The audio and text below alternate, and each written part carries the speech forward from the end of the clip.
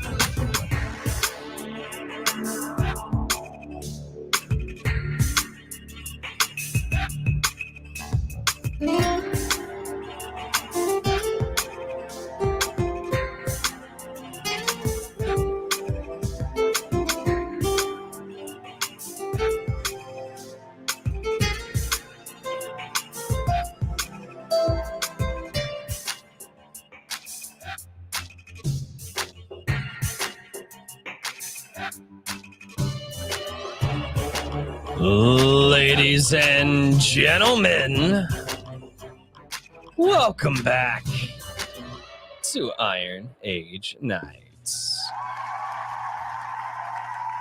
What's going on, everyone? How is everybody doing? Just so everybody knows, no, you are not mistaken. We do have a guest this evening, however.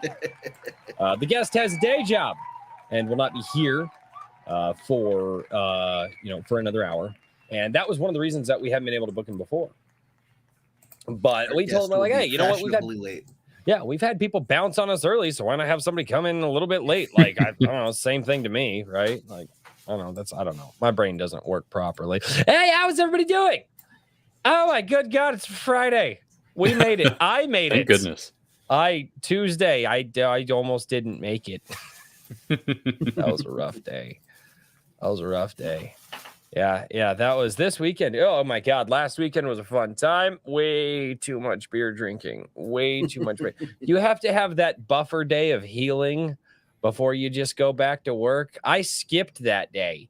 Oh God. I didn't feel normal until this morning. Anyway, that's enough about me. What do you say? We say hello to the chat. We say hello to our fantastic co-hosts, and then the spirit of our guest who will be here. Maybe not. Maybe he ditches us because he's got a hot date. That would be the smart decision. But maybe he shows up. But in that spirit, we're going to talk about some tabletop RPGs, some fun card games that we've played growing up, and just kind of reminisce about that. And we will have plenty of time to talk with the chat in the top of the show because, well, it's just kind of a round table at this point. So I'd love to get you guys in on the conversation.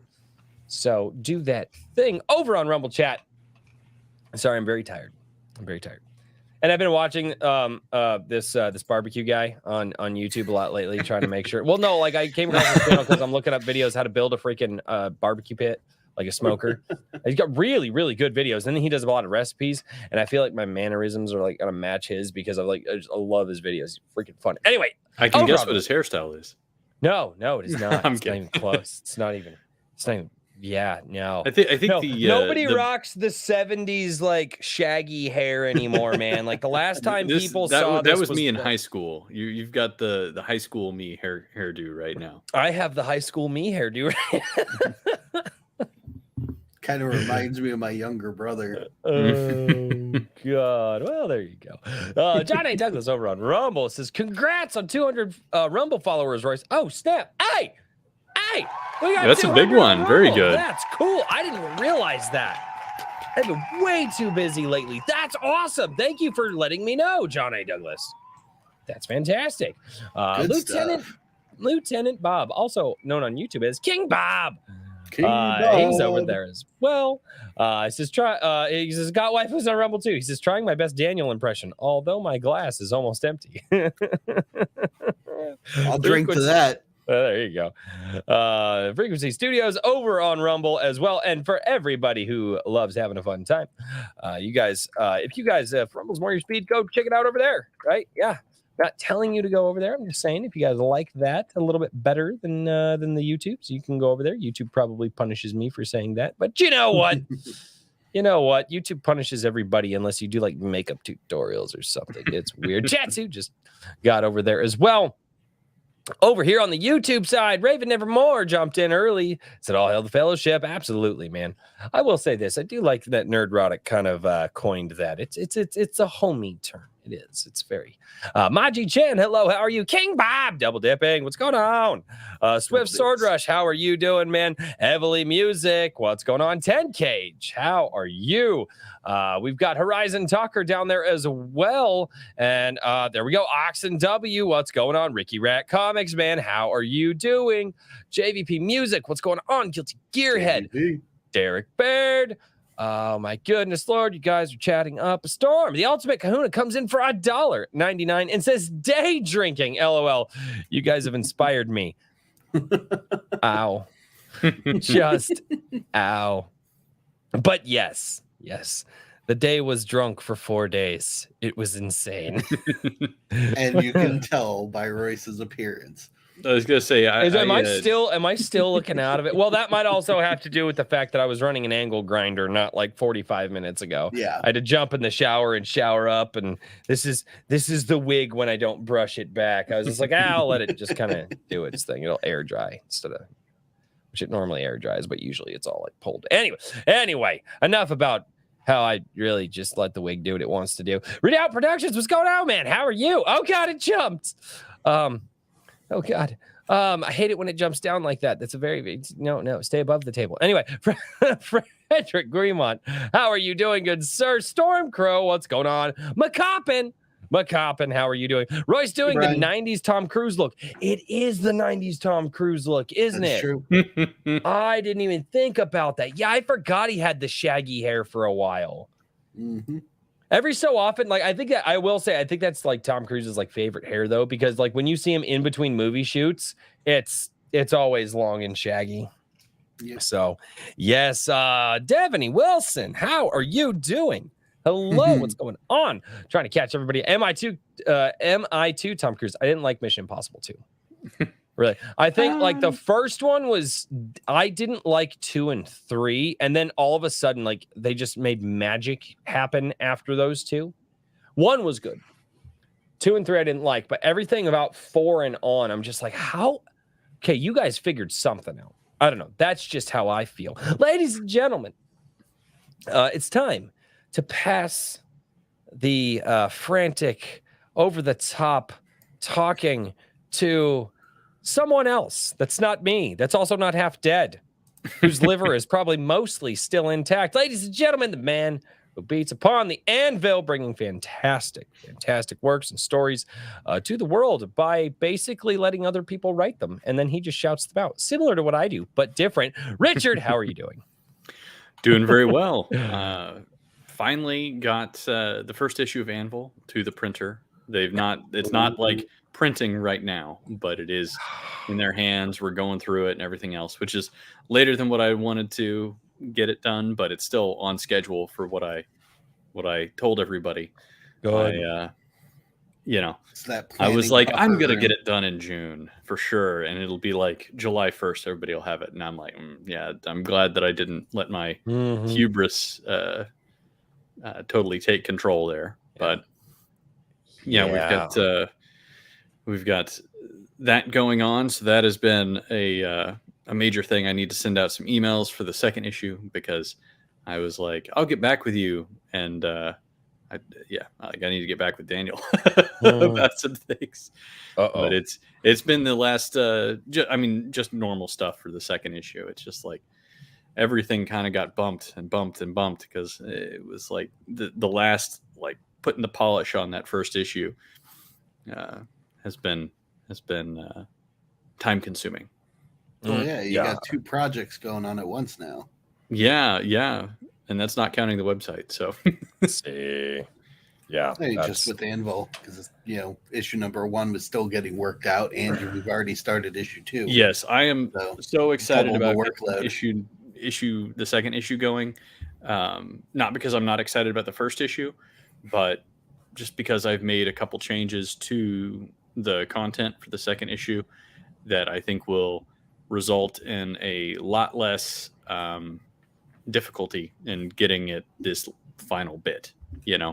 That's really the part that I'm like, okay, I'm just gonna chop that. Just gotta get over the peak now. Yep. Yeah, over the top. Exactly. It's that last 10%. Yeah, there you go. So good, man. Good. That's awesome. I'm glad to see it. Can't wait to get mine. I am also very glad that I was not expecting it on July 1st. Knowing you and knowing the struggles that you've had, I still would have given you absolute amount of crap in our private chat, which probably would have made him leave the show, to be perfectly honest, because he's pretty stressed out, guys. He's been like, he almost has to wear a wig like I do. He's been pulling all of his natural locks out of his head. It's the beard is fake. I pull the beard out first. The beard is fake. Yeah, he just keeps pulling the hair out of his head and attaching it to his chin. Yeah, exactly. Oh, good Lord.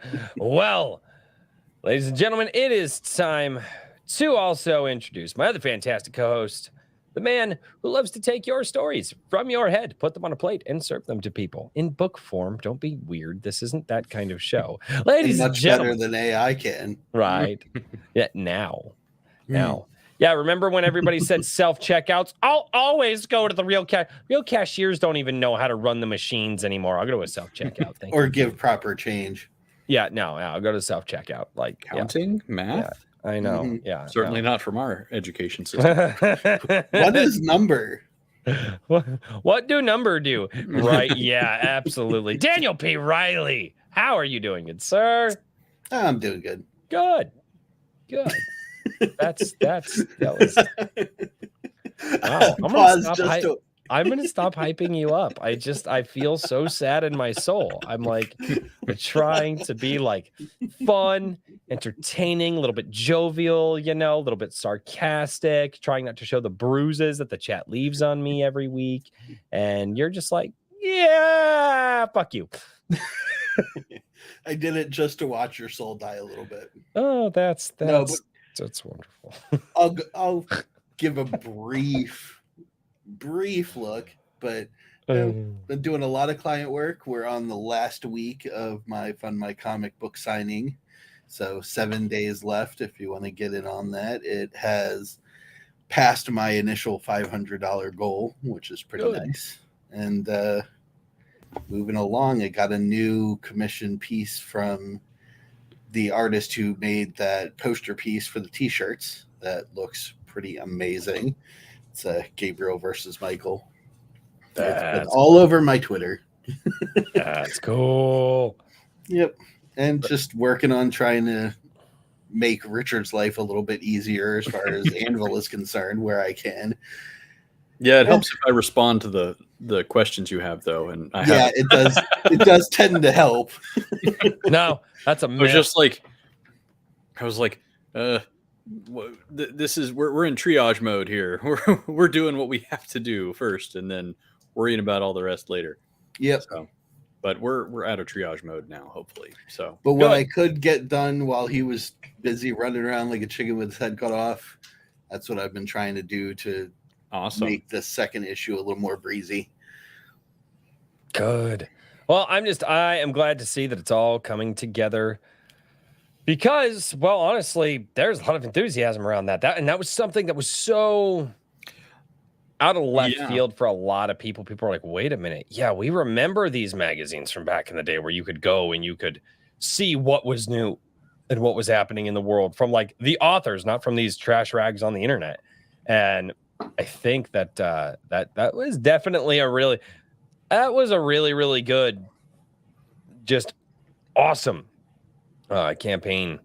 Well, I'm just glad that everything is, I've had some difficulties with, quotes being backed out of on the the prints and the posters, and that's finally done with. It's what we're in the home stretch on those, so I'm just glad everything's coming together, because it was like a little bit of a pain. And actually, getting something physical, I think is I don't know, a lot of people, there not a lot, but there were a number of people who complained about not having a digital tier, and I understand that, but I wanted to do physical first just to make sure we could do it, because man, I saw some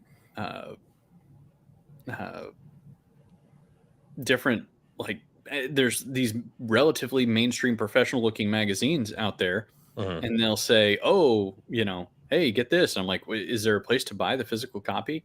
And they're like, oh yeah, just go to the website. And it's like, the website just, there is no physical copy to this thing. You know what I mean? I think even sometimes the people who work on these magazines don't realize that everything is just going to a digital format. And it's that's fine, but it's kind of it's harder to have that permanent. With the digital book burning that's been going on in the last 5 years, you can't not have a physical thing, because the problem is you're going to get you're going to start getting a lot of the Mandela effect. People are like, no, I remember the story read this different way, and nobody's going to have the copy to prove it. And then that little file that they pull up on their, I downloaded the PDF. It's like, dude, yeah, of course they can change it. But you're going to start getting a lot of that. Now, that's why I was physical. And I know some people just don't have the scratch to pull off physical, but yeah, dude, I'm glad that you went the physical route instead of, I would almost say, just don't do digital. I know. Oh, I'm going to do digital mainly because I understand the needs of the international market. You know what I mean? When I first launched, I was thinking to myself, well, I'll just do physical, and everything else, it'll be fine. And then, people were justifiably coming to me looking and being like, listen, we don't want to pay, in some cases it's like $20 for shipping, or $25 for shipping in some cases. Yeah, and even $35 if they got some of the bigger stuff that required a larger box. International shipping has really gone up. It has. And if there's a way to just do digital for the overseas people, there's I don't know. At a certain point in time, I'm not going to try and worry about it too much. Not at this juncture. I gotcha. But it's one of those things where I was, I wasn't really fully appreciating the needs of the market, where people justifiably are like, yeah, well, I'd love to have physical, but I'm not, Yeah, I'm not gonna. That's a big ask. It's like, yeah, dude. It's like, I don't want to pay $75 for a magazine, just to be real. Yeah, I'm gonna more than double the price of the magazine with shipping. Yeah, that's pretty crazy. That's why let me catch one really quickly. Ultimate Kahuna for $1.99 says, "What is a Hebrew's favorite kind of nut? Cashew." Come on, Kahuna, man. He paid money for me to read that. I just, that's a thing. Come on, that kind of works in never mind. Because no. No comment. As I was saying. Why do I have a feeling I know exactly where the hell that was going? Yeah, before we get too far into the realm of wrong. Anyway. Oh god, that's so great. After the conversation we had with Piper and Eric about campaign crowdfunding and things like that, I think digital as a standard for sort of an in-demand version that you could just sell and shop makes sense, but for a backer, physical copies are the way to go. That's why I was so on board with you wanting to start with physical for the crowdfund. Yeah, well, and I think the other thing is that, I guess since we don't have a guest, I'll just feel free to ramble a little bit. But for the I second issue, was going to talk about tabletop and my I know, right? Yu-Gi-Oh cards. I don't know. Sorry. I had a plan. You had a how plan. The fuck well, are you guys I'm ruining the it plan? That's whoa. Chaos. That's no, back that train up. You guys are always the planned ones. Yeah. What's so happening? now we're pulling the one. switcheroo here. But yeah, for the second issue, the primary campaign is going to be on Fund My Comic. So it's not going to probably be until mid July sometime, because I don't want to start the second campaign until the first issue is totally fulfilled. Everything has gone out, and maybe people, some people might not have it in hand yet, just due to shipping times and everything else. But I do not want to have any packages waiting on me unless it's a customer issue where they haven't correctly filled out something, or you know what I mean, and I'm having to wait for them. Yeah, screw you customers. Wait, yeah, no, screw you customers. But you problem customers, you good customers, I like you. Everybody who causes me problems, boy, that sounds like a racism or a prejudicism or a anyway, we're gonna keep on moving. But I am going to launch like a cleanup campaign on Indiegogo and Kickstarter after the second issue is fully funded. And then after that, I'm just going to go to subscriptions primarily, and I might do like special add-ons and things like that in Fund My Comic. But I really want to start thinking about this as a wow, the day and age of the magazine subscription. Holy crap. Yeah, I know. I mean, holy crap. I mean, it's a lot easier for me to say at the beginning of the year, all right, I have this many, if I have 50 subscribers, you know what I mean? And we get that money right up front. And then I'm able to say, okay, well, that is a fixed amount. This is 4 issues that we're selling at that amount. It gives me a lot more ability to plan things out and make sure that everything is, moving right along. It also lets me, I'm going to try and set up some contracts so that we have stuff coming in throughout 2024, so that it's a little bit like the fiction will probably still be on a rolling basis. I always want to have a rolling window, submission window of some kind, just so that people aren't having to wait a year to, okay, well, this is the time of year, go. And if they miss it for some reason, it's the end of the world. But, I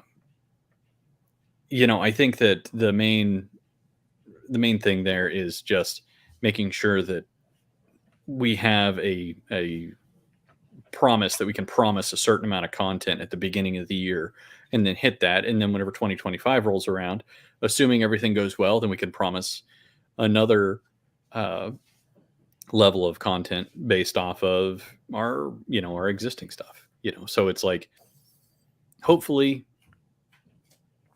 we're going to be doing things right, which is my goal with all of this, is something sustainable, sustainable for me to do, but sustainable for the artists and authors and everybody else who's involved, the editors and the designer. I want us to all to be happy that we're working on this at the end of the day. Oh, people are. Yeah, I was going to say, Machi Chan, the plan would be that you buy an annual subscription. If there's like a monthly payment plan, I don't even think I would want to have that as an option, just because when you're like getting monthly payments, but then doing a quarterly subscription, if if issue number 3 comes out in January and then you pay for January, February, but you cancel in March, then I wouldn't pay for the March subscription. What I'm saying? The other thing, I wouldn't send it. What I mean? The other thing, like, I'd be taking money and I'd need to refund you if I wanted to be ethical, or I could just keep it if I wasn't concerned. I'd totally keep it. Fuck them bastards. I don't know. I just don't really feel super good about that. So I'm probably going to do. Well, but here's the other thing too, is especially with what Fund My Comic is doing, with attempting to do a distribution model that's, for smaller floppies, 32 pages and under. Mhm. Honestly, and I'm not sure I have no idea how many pages the first anvil is. I think it's 114 on the internet. Okay. But I mean, right there, you network with a guy to where people who can't get on the ground floor, who've read the stuff, like you could take that and break it up into 3.5 issues. Yeah, and you could put a part 1, put a part 2, and work with him, and so people could still get that, but they're not going to get that first original like copy that we're going to get. But that is something that could possibly get into the market in a different way in the future. Yeah, and I have thought about the idea of moving to a monthly subscription with 30 with floppies, basically, instead of the perfect binding. To me, though, it's kind of like, I don't know. I worry about that formulation, because people tend to buy comics for serialized stories largely, right? And then they buy anthologies for like a collection of short stories, and there's usually more. This would be like, for that to work, there would be two short stories in one comic, and so there's a lot of with Anvil as it is now. I think that it's almost guaranteed that there will be something that you really like in there, and a couple of other things that you enjoy, and then maybe there's one thing that you like, it just doesn't do it for you. You know what I mean? Yeah. But Yep. whenever you start slicing the content down, then you could get an issue where like literally nothing really did it for you. You know what I mean? That's where I kind of go. And then you have like, now you're shipping, even though your production costs are lower, you have higher shipping costs and all these other things. But anyway, I see people in chat talking about IronCon 2025. Yeah, Yeah, I'm gonna need to I'm gonna need to have a fat 50 stacks to probably pull that off. Just hear me out. Just hear me out. Right. We rent a parking lot. Oh, parking lot. And we do a tailgate. We do a tailgate. Now, I'm not even opposed to that at all. I'm building a 120-gallon smoker. I need to cook for somebody.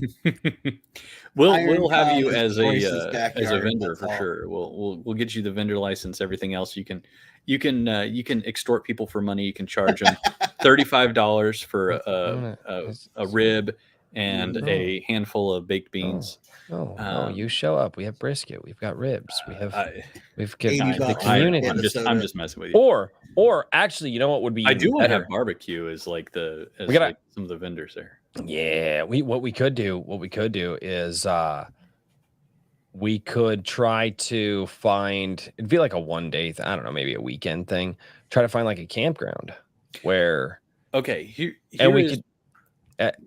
there's a lot of them in my area. People like, dude, there's a ton of them in my area. People park their RVs there like all years. Like some people live there. I don't know, but we could find a campground that, people could come. We camp for the weekend. We have a good time.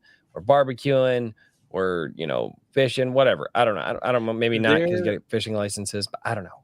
There is something that has popped into my mind, which was when I was stuck in a meeting, and so I decided to make a productive use of my time and look on my phone at convention centers in the kind of the big city triangle of Texas, which is Dallas, San Antonio, Austin, and Houston.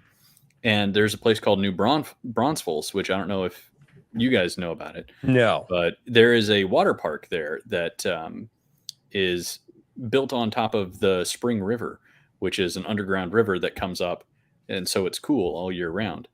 And there's a place called Schlitterbahn, and it's like 2 miles. So I don't know. Part of me is like, we could do one day, because the convention center would probably be like, at the end of the day, probably $5 or $6 grand to rent it out for a day. And then we could do that, so we could have like the Friday drinking at Schlitterbahn, because everybody there's lots of beer there, and just gonna get massively hammered on an Iron Age. Exactly. We should probably do Iron it Age after Drunk Fest, after the IronCon. You know what I mean? But I don't know. Okay, that would be really fun, man. That would be really. No, there's a lot of ideas. There needs to be some planning for sure, because if we have the Schlitterbahn day beforehand, everybody is going to be like crawling around, like hungover and sunburned during. I don't do water parks though, so like I don't. You don't have to. You just sit in an inner tube and get drunk. I don't do that. I don't do the water things. What is wrong with you? No. Actually, no. There's a reason for that. It's inner ear issues. I get if I go in the water at all, I get immediate ear infections. It kind of sucks. So, yeah, inner ear issues. Not willing to make sacrifices. That's all I hear. I told you I would bring a smoker and cook all you bastards' food. Do not start with me. Being a wussy. That's all I want to do is cook the food. That's like, and like if I do it right, it's like a 24-hour ordeal that you'll be drinking through.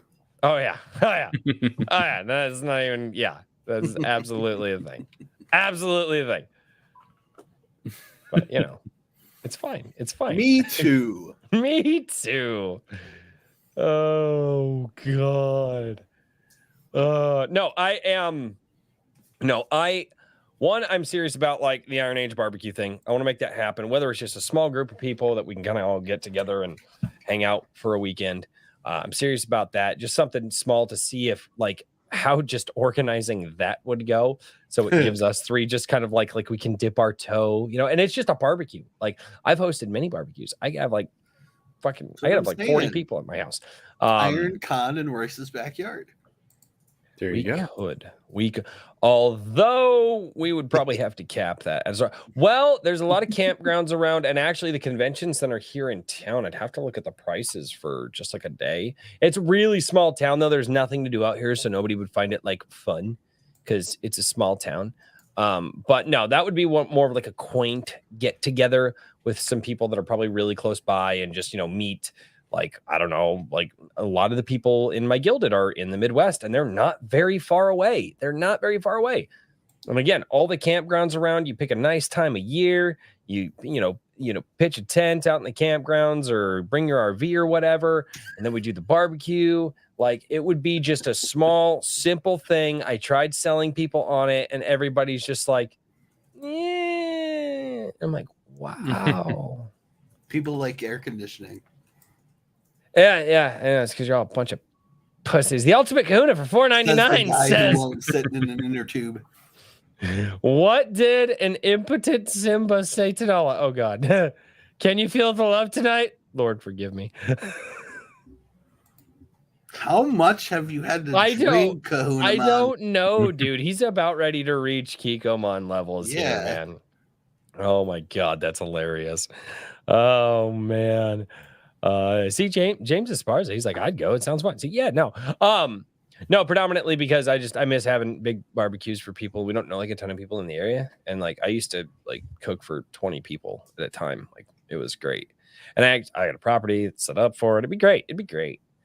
As far as like the Iron Con, like doing a convention, I think personally, like we call it Iron Con, but I like realistically, it would be like meetup. It should be meetup level. Iron Con's the totally. I don't know. I mean, I'm genuinely going to look at doing a convention. Yeah. If it's in the cards, it might not be called Iron Con, public sort of thing. Yes, but it's one of those things where I see the standard for conventions and it's so low. You know what I mean? I understand the staffing. There's staffing problems and everything else to be handled and so on and so forth, but. I sort of feel like there's a space in the market, and if it continues to grow, then we might do it.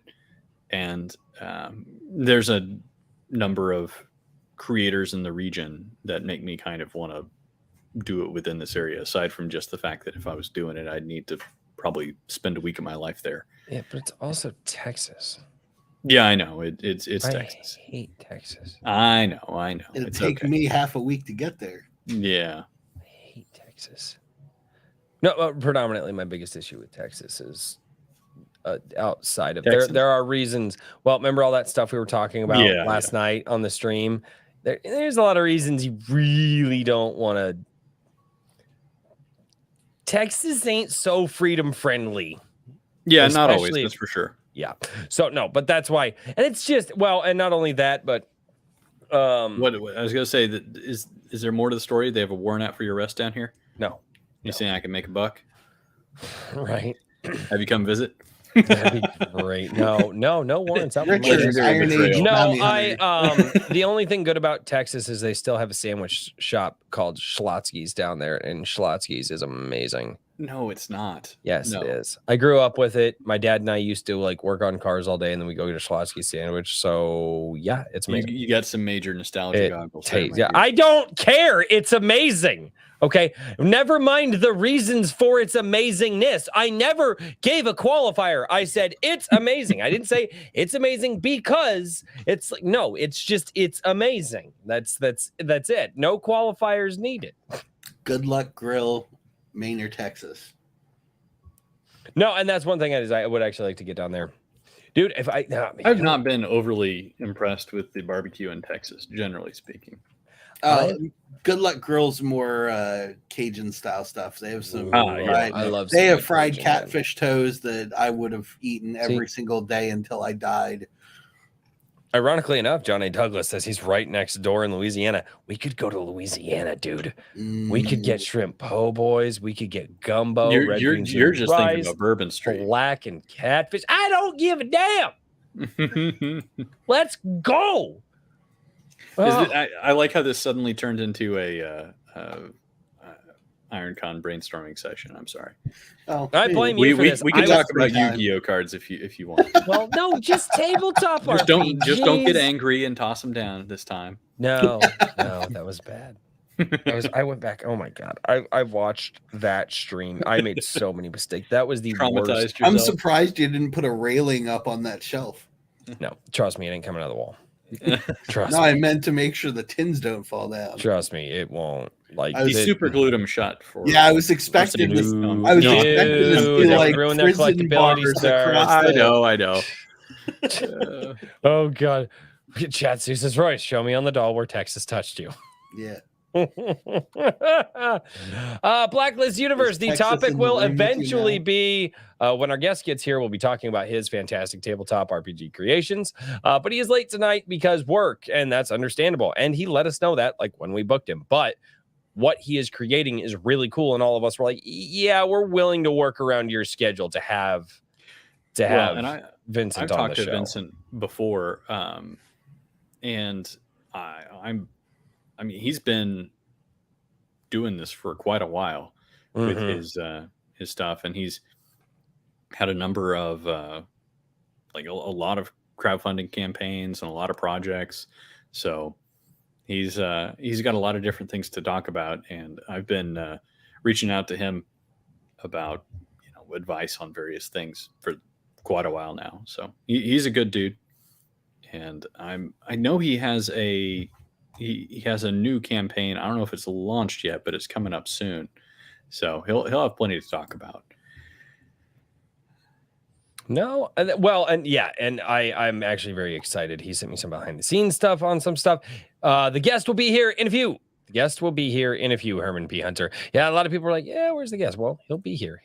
Never you Relax, mind. Don't get your knickers in a twist. Good Lord. No, he will be here, and I'm very excited to talk with him. Like I said, we knew coming into this he was going to be late.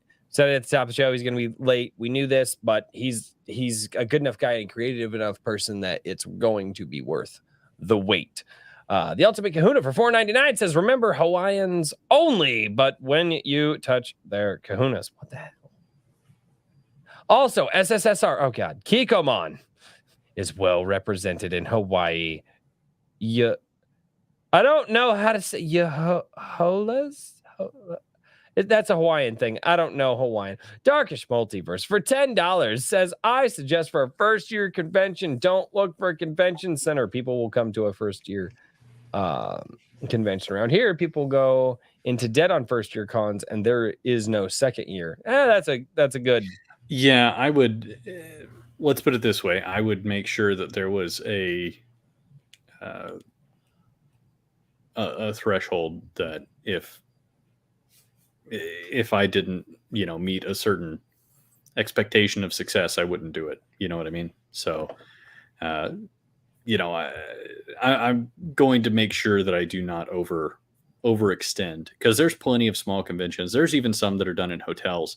The thing that I kind of noticed about hotels is that some of them are just as expensive for like a ballroom as having a convention center. Yes. And it's like, I'd rather have a little bit more space with room to grow. Now, what the problem is probably with the convention centers is that they have a lot of hidden costs. Like you've got to pay for the you got to hire a security company, you got to hire a janitorial company, you got to do this, you got to do that.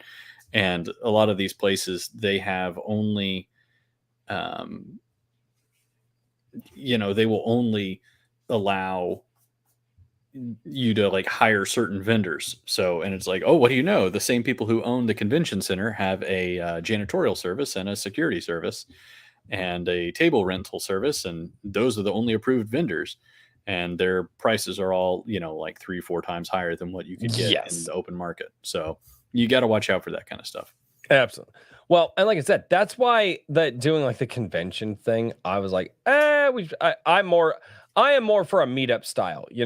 We find, a barcade or something, because there are plenty of them down there. You find a barcade or something that's, friendly to guys like us, because let's face it, we all have a certain political lean to us that a lot of play. But you find a bar that's friendly to guys like us, maybe wouldn't mind us, renting out, because a lot of them will have like the large like party rooms that you can rent out for the night, and you just rent that out. You get good, you rent that out. You say, hey, what restaurants do you work with? Can we have a restaurant that you guys work with? Cater for 30, 40 people max.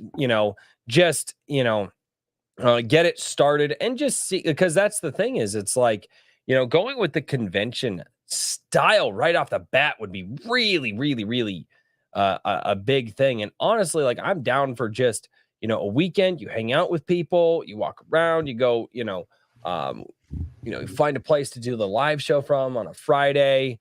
And just start small, because, and maybe that's something that we could look in, and that's kind of what I was more. Well, I mean, that's why I say 2025. You know what I mean? That's a good ways off. It's not something that I'm too concerned about. I like it whenever Daniel forgets that he's muted, because then we don't have to listen to him. There we go. That's awesome. That's hilarious. Well, but we're talking about two separate things there, because a convention is totally different. Yes. Animal than a meetup. It's perfectly fine to do, one or the other or both without trying to combine them. Yes. Dice Bag says, I heard you were talking about tabletop RPGs, so I tuned in. Yes, we will be talking about tabletop RPGs when our guest gets here. He's running a little late because the day job kept him busy. I wanted to talk tabletop RPGs, and then these guys started talking about a whole bunch of other stuff, and that's just where it goes. I haven't played a tabletop RPG in over 10 years. That's your problem, not mine. Yeah, so, Dice Bag, I do appreciate you tuning in, and like I said, usually our guest arrives at the top of the show, but this guy has a lot of creativity and is putting in a lot of hard work and is pretty decent at what he's doing. And to a point that we wanted to make sure that we could get him on, even if we had to work around his time schedule a little bit, which I feel is totally fair. Maji Chen for $2 says, does that mean I get to have spicy food at IronCon? Yes, spicy food only. Anything less than ghost pepper. If you guys, that's the thing. We'll that's the door threshold. And then milk for the people who can't take it. No milk. No milk. Corn tortilla chips. Yes, with salt. Corn tortilla chips with salt. Darkish Multiverse for $2. Iron Age meet and greet 2024. See, that could be a thing. Meet and greets. They're nice. That's what I said. We can do both. We can do a meet and greet. Yeah, and then that's 2024. So we'll meet and greet. And we'll we can do and then in 2025 will be so important that we'll charge everybody $25 to talk to us. Like true convention style. Exactly. It is. I don't know. I mean, I knew that's how conventions were, but it still kind of boggles the mind how many people there are at these various conventions that are like, you know, oh, this much for a signature. I mean, I understand they're making money. That's how they do things. I don't blame them for it. I'm sort of like amazed that there's a sustained market for it. You know what I mean? Or Royce the wants to talk convention- tabletop RPGs. And Oh we're yeah, still sorry. talking about convention. Tabletop RPGs.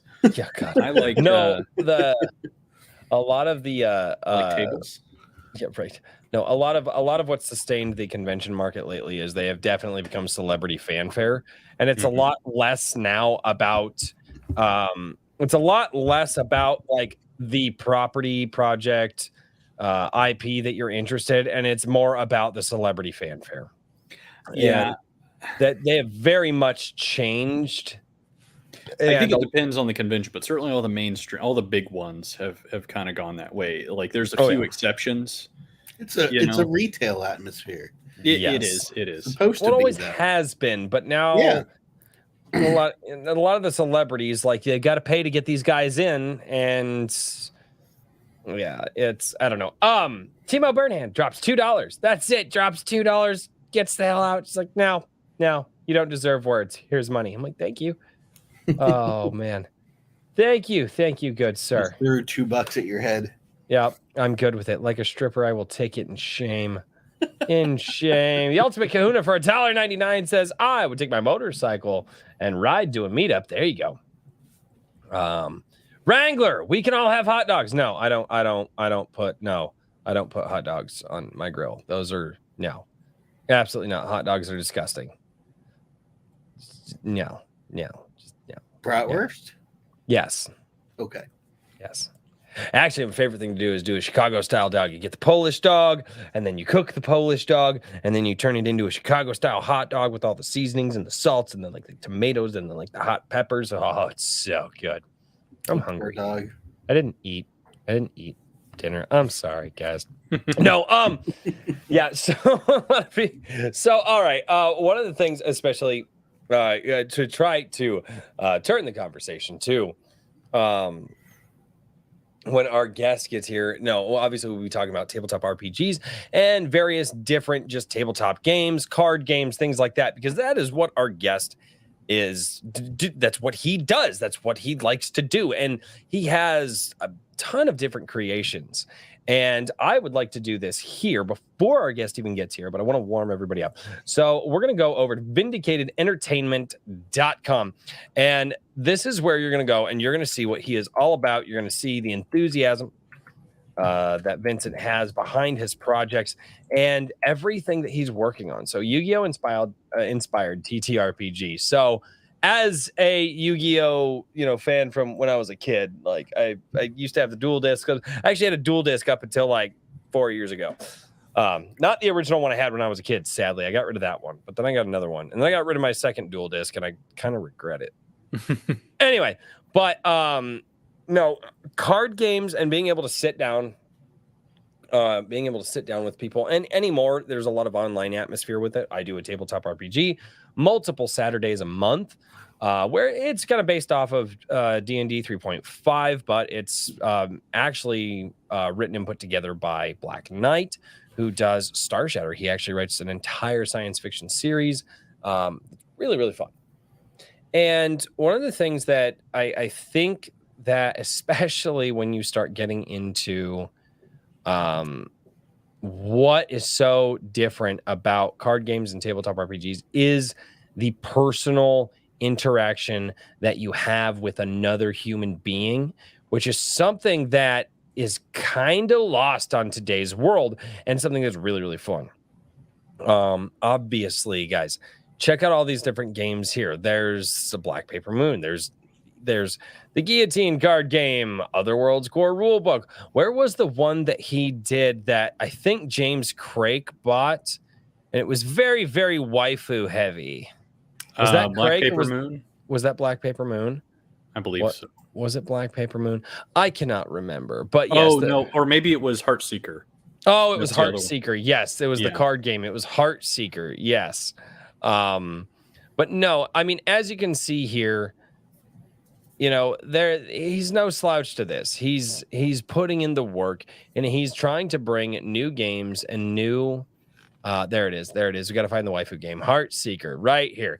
Yes. So this one here, Heartseeker. Craig was on the show and Craig was like, yep, already backed it, buying it. Don't even care. So yes, as you can see, like there, he does a very, very, very good job. And this was the trailer for it. I want to show this off because this is kind of really where I was more introduced to Vincent Baker. So let's get this playing.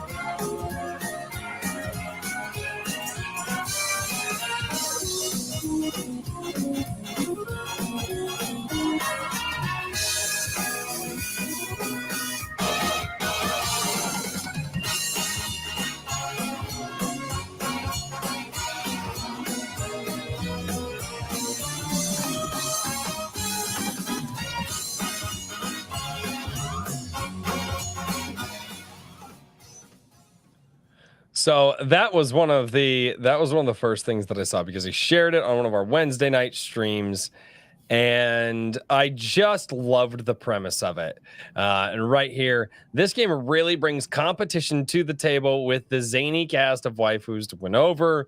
The wrecking mechanic, really helps fuel the fire, and the design of the game makes it simple and fun to pick up, but complex enough to keep you coming back for more. 10 out of 10. No, and this is just one of many things that we're going to get into this evening. Obviously, there's all of these different card games here. There's all of the different RPGs that he's working on. There's the shop over here for a lot of the physical and digital media. There's merchandise, and all of this we will get when Vincent gets here. Like I said, he did have to go through the trials and tribulations of the day job, but you know what? It's going to be well worth the wait for when he gets here. So just so everybody knows, like, that's where we're at right now. We didn't like, oh, I mean, if he doesn't show up, he doesn't show up. Like, I got nothing over that. But as far as I know, he's going to show up. And I really, really hope a lot of what I'm told is he has card games for all ages.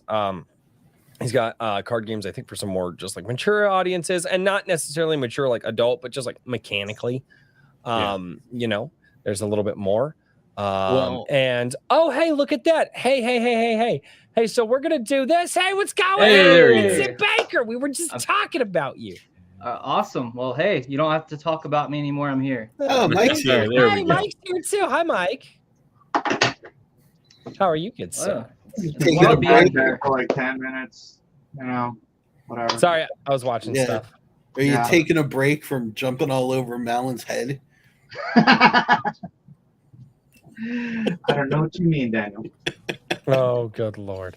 And the shenanigans will ensue. So, ladies and gentlemen, now obviously we're doing this a little bit late in the show, but let's do it now. I would like to welcome our fantastic guy who pops in once in a while because, you know, he has nothing better to do at this particular time than be here. Mike, what's going on? I'm drawing. Oh. I just finished Shadow the Conqueror's interior pages yesterday, so now I have to do a couple of covers. Nice. I saw that. Congratulations. Good work. 125 pages. Oof. Good work. Yeah. And now that we can I spent all my time dunking on John Malin. So yeah. There you go. You go hard, dude. You just go hard. Well, I've been watching it. He's a man, baby. So yeah, you're my favorite person to watch. Just like go after people on Twitter because you just go after everybody. You don't even care. You're just like, yeah, it's Twitter. I'm just here for the lulz. It's got old school mosh mentality. You just jump in the pit and start swinging. Yeah, I was in the punk scene back in the day. That's Oh, what there we you do. go. There you go. All right, ladies and gentlemen, and we do welcome to the show for the first time, and hopefully in the future as they have more releases. Ladies and gentlemen, an absolutely fantastic creative and our first tabletop RPG like solo creator. We've had other people who are working on tabletop RPGs in connection to the other worlds that they're creating with the comic books and with the novels that they're doing. We've never really had somebody dedicated just to the game and the gamesmanship and the gamers who love this stuff. And I am unbelievably excited. Vincent Baker, how are you doing? Thank you.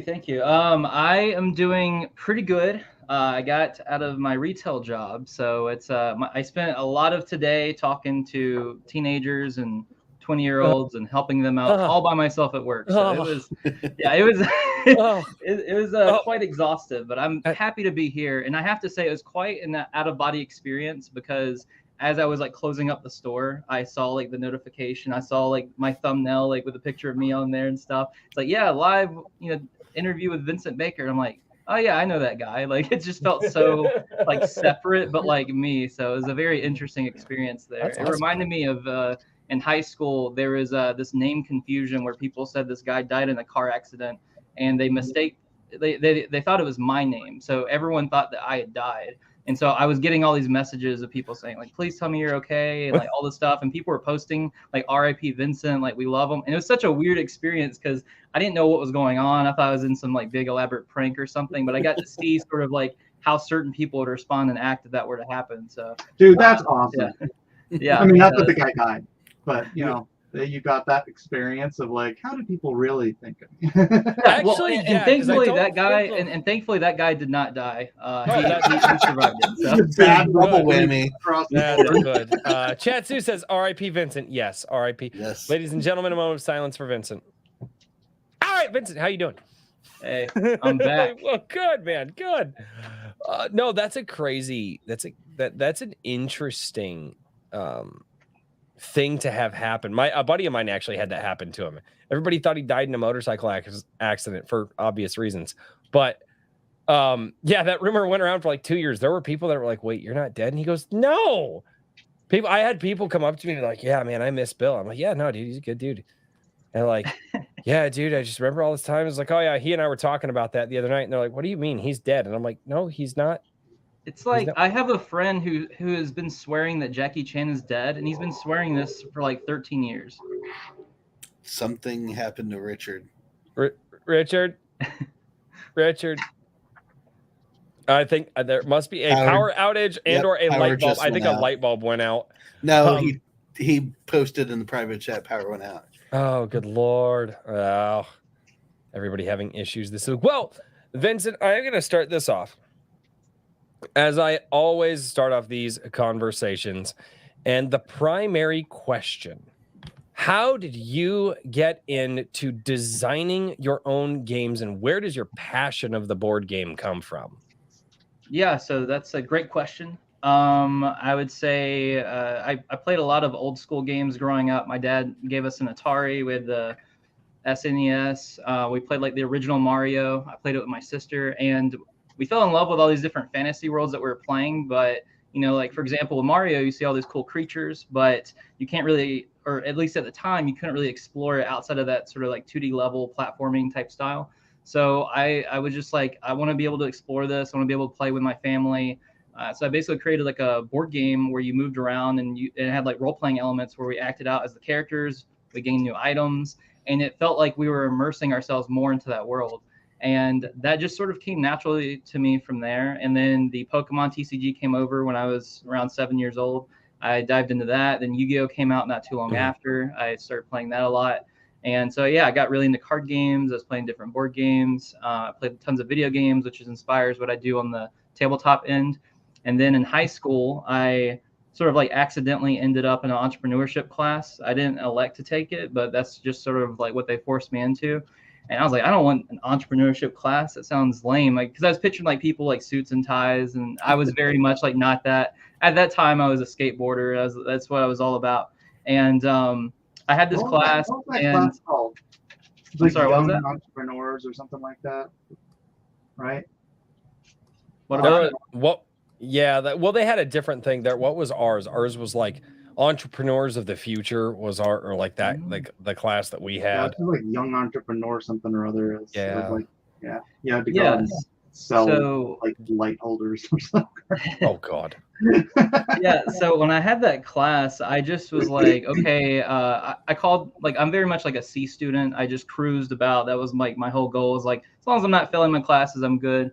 And in that class, I was like, I'm just going to sell candy. Like, candy's super easy to sell. Every kid would want some candy, sell it for $1 or whatever, you're good. And my teacher would allow students to do that, but she saw that I was an artist, I was a writer. She was like, Vincent, I'm not letting you sell candy because I can tell that you're a very creative person. And I feel like I'd be failing you as a teacher if I just let you get away with that. So if you choose candy as your business, it's an automatic flop. Like, you're getting an F. And so she forced me to choose something different. And she said, go home, look around your room, see what it is that you enjoy doing, and then come back to me. And I told her, I was like, well, I came back the next day and I told her, I was like, well, I noticed that I make all these board games and card games, but I don't really know how to make that into a business. She's like, I don't care. We're going to figure it out. And she really helped me. Yeah. Wow, a good teacher. Holy crap. Yes, she was the best teacher I had for sure. That's cool. Yeah, I had a few good teachers, but she was the best one for sure. And even when I graduated, she teared up and she said it was because of students like me that is why she became a teacher. So we had that. And also, I have to give a lot of thanks to my dad. My dad also loves making games. He's a gamer. He plays more games than I probably do. In terms of video games, I think he's maxed out like his entire roster of World of Warcraft characters and then started over from scratch and then done that multiple times. So my dad also started me on Final Fantasy, and he also thought it'd be a good idea to teach me, like basically show me like JRPGs, which had a lot of reading. And so it expanded my vocabulary and my ability to spell better and stuff like that. So huge thanks to my dad and that teacher, Miss Gray. They were both very awesome. So that's I think that answered your question. No, that definitely answered the question for sure.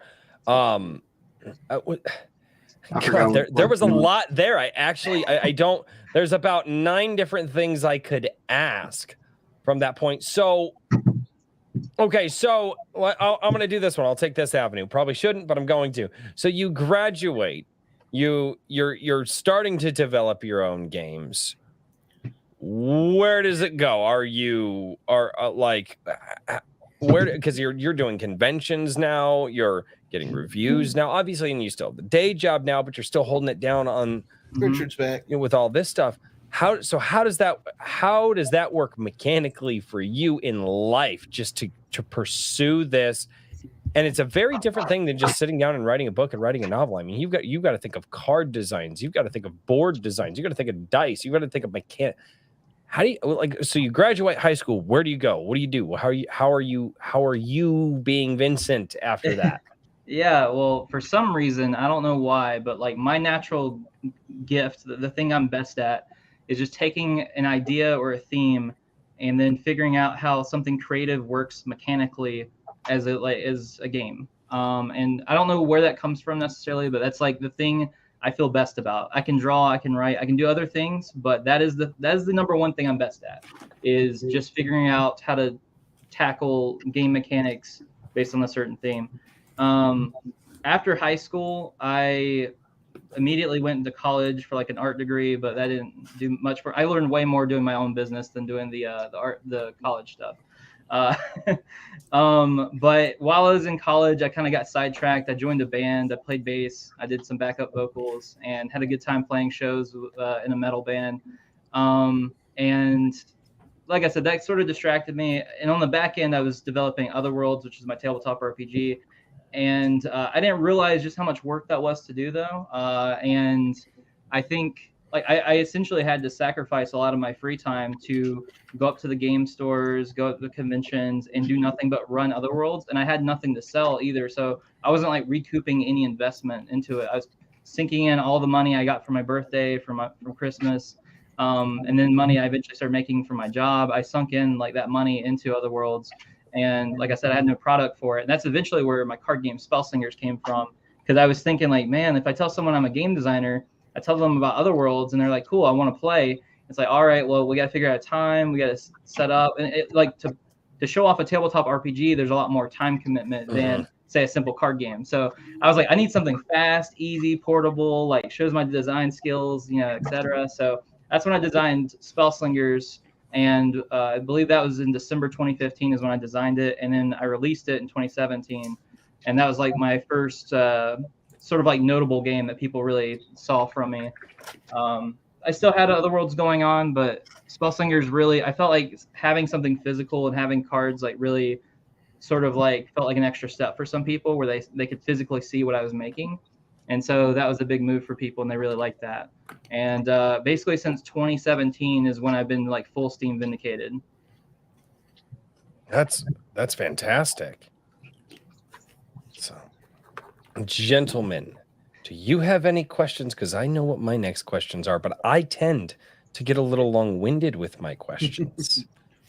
So, yeah, I get long-winded with my answers, so I'm trying to hold myself back a bit. Well, you shouldn't though, because as everybody knows who watches this show, once we introduce the guest, it's your show, man. I appreciate it. The way that I say it to people, my job is not to sell Vindicated entertainment. That's your job. Yeah, fair enough. My job, as long as I think you're a cool dude, is to sell you. That's what I appreciate it. I want to introduce people who are starving for this stuff, who are nerds for these things. I mean, I obviously am. Like, my buddy and I still play freaking Yu-Gi-Oh to this day. Like, I mean, the decks are right. I'm not moving that stuff will fall. They're right there. Just trust me. The decks are right there. But no, and what is it? It's a Gem Mint 10 Maneater Buck. My dad gave me this for Father's Day. He reversed me. He was like, "Here, son, have this." And I was like, "Okay, I'll take it." Oh, should I do it? All right, here. I won't pull the Yu-Gi-Oh cards out, but I'll get another collect. No, the shelf will not die. No. Let's see if you remember that. Awesome. Yes, so I have one of those as well. There's two of them in here. The other one is my grandfather's. My grandfather took me to see the movie because I was the only kid who hadn't seen it, and my grandpa was like, "Yeah, let's go." So that's awesome. Yeah, and then I have 5 of the 6 original tins up here too. I have all 6 tins, but 5 of them I bought when I was a kid. All original cards, the limited edition holographics are all in sleeves. And if I pull it down right now, other things will fall. Not the shelf. The shelf will not fall, but other things that I have balanced. Yeah, that's awesome. I can relate because I saved, like, my dad and I collected the entire first set of Yu-Gi-Oh! Legend of Blue Eyes, and I still have held on to the entire first set. So I have a lot of old cards that I've held on to. No, I love it, man. I love, and there's. So how do you feel? How do you feel that the card game life is lately? Like, where do you feel that is? I feel like that when we were kids, as big as it was, I mean, it seems to just kind of have come and gone very quickly. Yeah, do you see that as well, or no?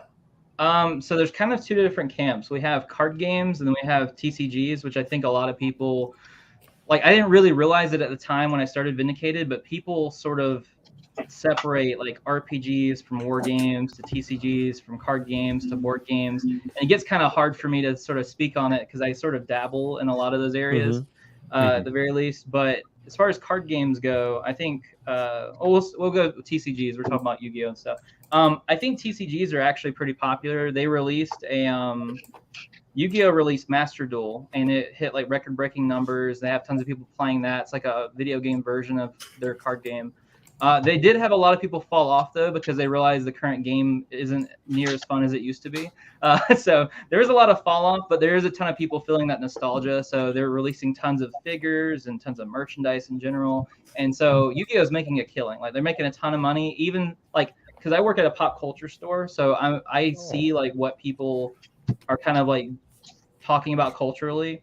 And we get a lot of people that will buy packs of Yu-Gi-Oh! And say that they don't even play, but they just love looking at the cards. They love that nostalgia. They love buying the figures. Yeah, and we sell tons of Yu-Gi-Oh! Merchandise, even to people that don't play the game. And then, yeah, so, yeah, it's kind of wild. And then Pokemon, selling off the shelves. It's hard to keep in stock. We had to limit Pokemon card packs to 3 per customer because we're selling like too fast to where all like the older people would go in, buy all the packs, and then all the kids would come in and not have any. So we wanted to be sure that some kids could have card packs whenever they came into the store. So we had to limit the sales on those.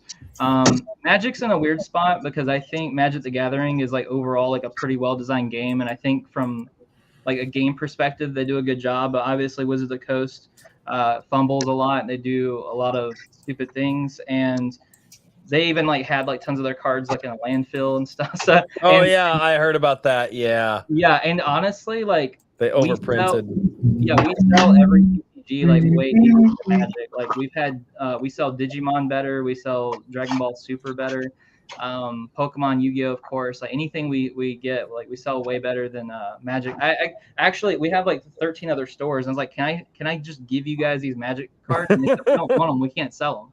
So it's like I mean, there's certain sets that sell well for Magic depending on what it is. Like I think this like Lord of the Rings set is probably going to sell pretty well for them, but because that one ring hole, yeah. But in general, like they're making some mistakes, I think. But So where does that all translate for your trading card games? Yeah, so I don't have a trading card game released at the moment. I do have one I'm working on that's branded with Otherworlds. It's the Otherworlds TCG, so it kind of melds together our different universes and our characters. I'm very, very happy with it though, because what people don't really know is in the background I've been developing a TCG and then just getting rid of it, making another one, getting rid of it, making another one. I've been doing that for like the last 10 years, and I just keep improving it. And in the last 10 years, I haven't made a TCG that I was mechanically fully happy with until just now. And so I've been developing that. Yeah. But there's a lot that goes into a TCG. Now, thankfully, there is an indie TCG community, and they seem to be pretty nice, pretty forgiving, like when it comes to understanding that you're not Wizards of the Coast, so you're not going to have the same release schedule, you're not going to have the same budget. So it seems like they just love that indie environment for TCGs, and I think that's pretty awesome. At the moment, I haven't fully ingratiated myself into that audience yet, but it seems like that TCG market is pretty good on the indie side as well. Where is that community? I've been noticing a lot on Instagram. I'm sure they do a lot with YouTube as well, but it seems like people that are kind of in their 20s, maybe early 30s, card games and stuff, they're on Instagram a lot. Yeah, my son made a board game, sold it on Kickstarter. It's a really cool game, but he hasn't really done much with it since, other than continue to develop it. Okay, cool. That's awesome. Yeah. I should show you the commercial. Tell us a little bit about the Otherworld. I want to hear about the RPG side. Yeah. So Otherworlds, it's basically it started off as my like childhood imagination when we were running around like playing with sticks, pretending like they're swords, and running around with water guns and stuff. And I basically made up this whole sort of like RPG that me and my friends would play, and it just sort of evolved as I got older into what Otherworlds currently is. Essentially, you play as the role of an Otherworlder, where essentially there's this thing called the Awakening that's connected these different worlds as soon as this alien appeared that people don't know like where it's from. And with this connection, there's certain gates. There's these artifacts called Wanderers. Everything awakened and became active. So if you can find one of these relics, you can use it. You can become an Otherworlder, which is like a type of adventurer. You go to these different worlds and then figure out what's going on. You can choose to be the hero, the villain, sort of tackle it however you want to. And it really gives you a lot of customization on the back end on how you want to create your own character. It's meant to be like a fun game, just very, make the character that you want, pretty simple, but tactical. My favorite game of all time is Final Fantasy Tactics. So there's a lot of inspiration when it comes to sort of like how you set up and you can mix and match your moves and like put that together. But I'm also someone that hates like repetition, and I hate things that feel like they are slow or bogged down. So a lot of my game design choices are to make sure that there's not a lot of moments where people are just kind of sitting there like, oh man, this is like a drag. Like I just want this to hurry up.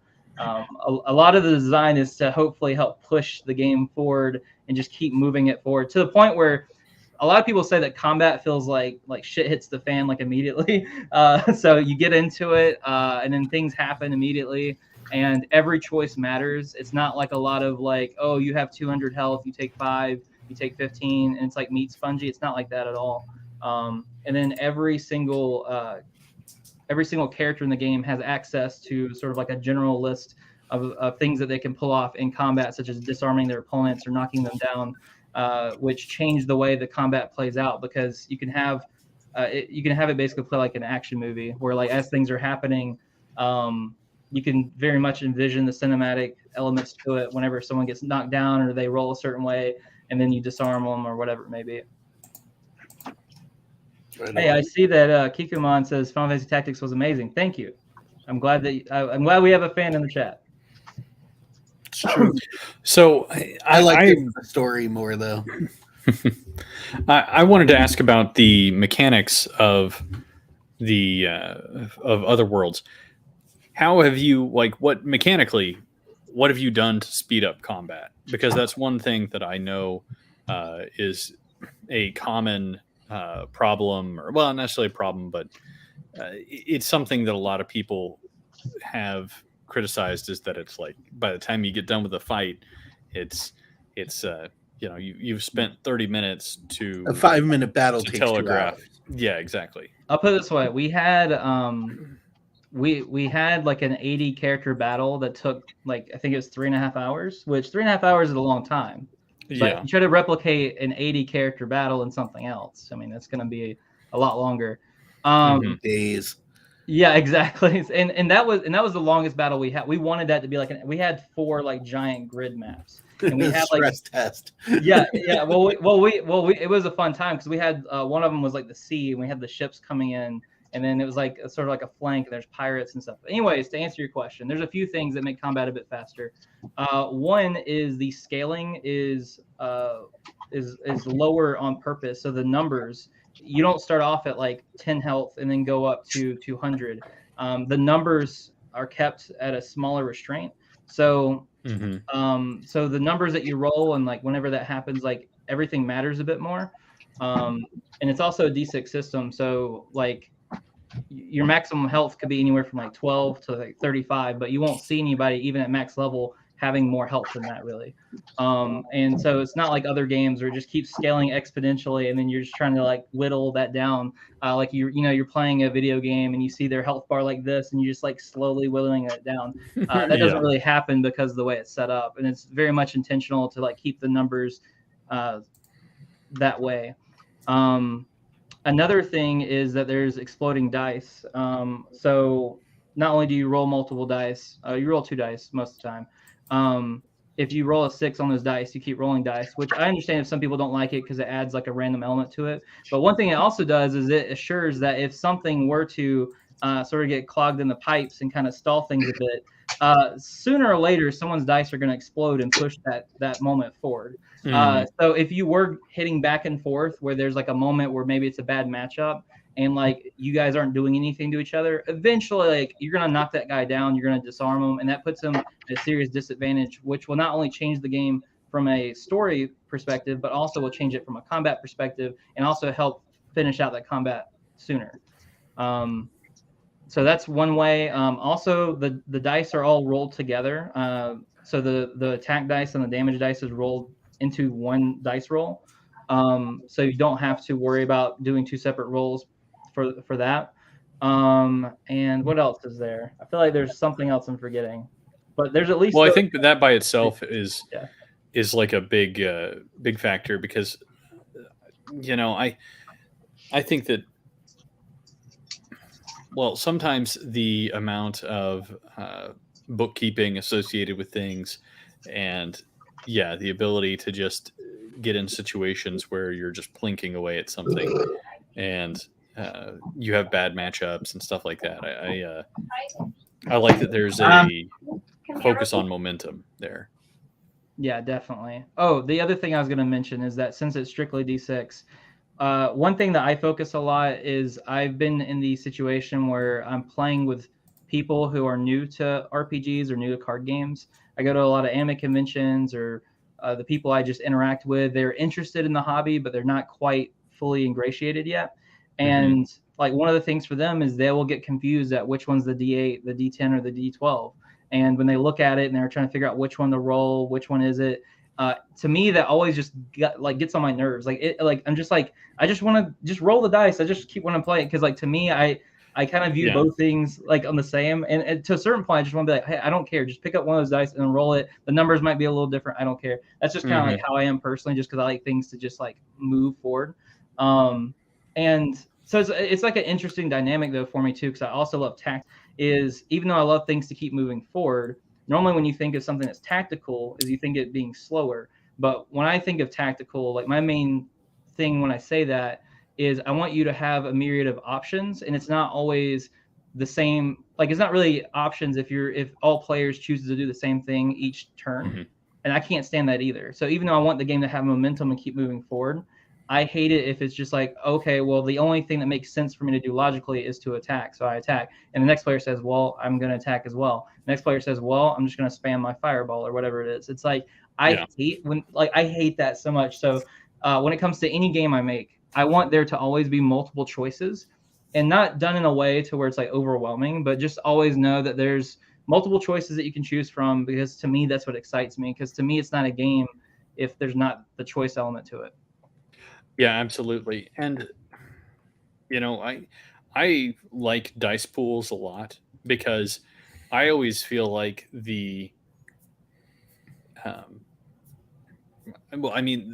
problem with, in my mind, of saying, okay, we're not doing dice pools is that then you have to have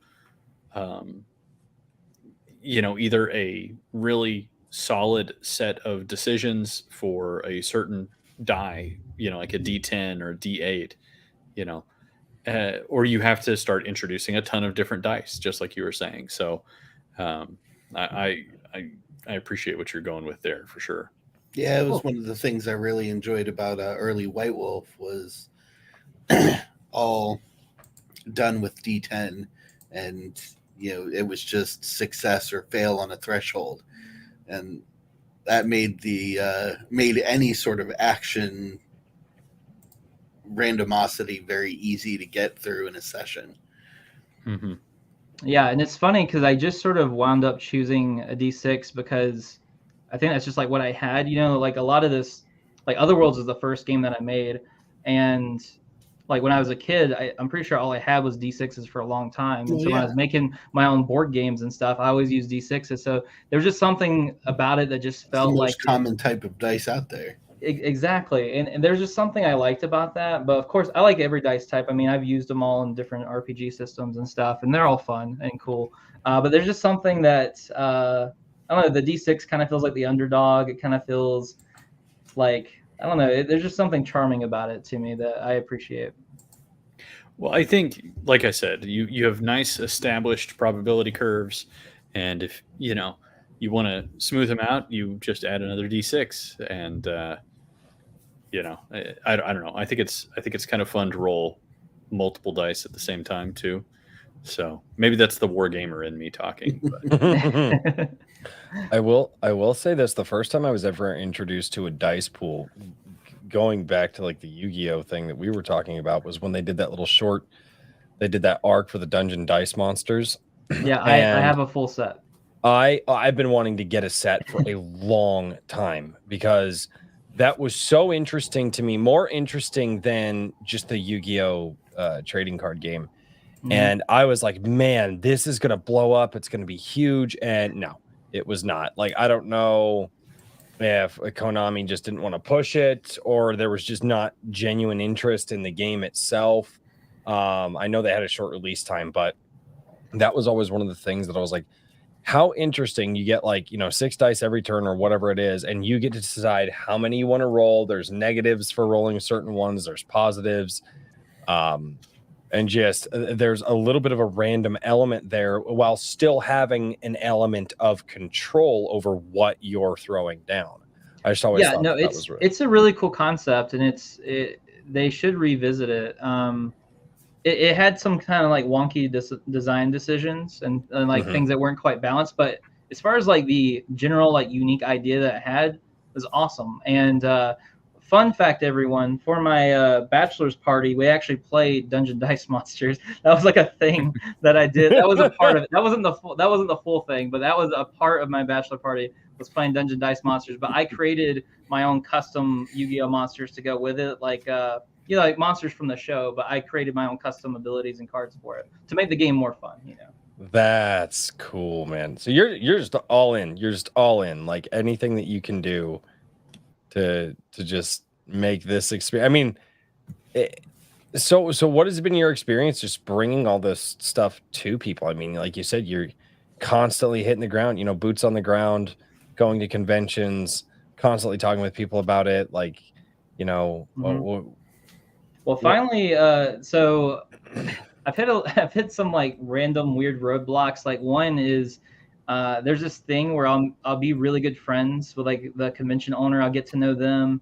They'll like me a lot. They'll invite me back next year. They keep like upgrading my tables and making things better. But like as soon as it's about to get really good, they like drop for some reason. They quit the con. The con just goes under. They stop doing it. That's happened to me like 7 times in the last few years. God. Yeah, 7 might be an exaggeration, but it's definitely happened multiple times. And I'm just like, man, like that's so rough because it's like it's like building an opportunity and it just all goes under.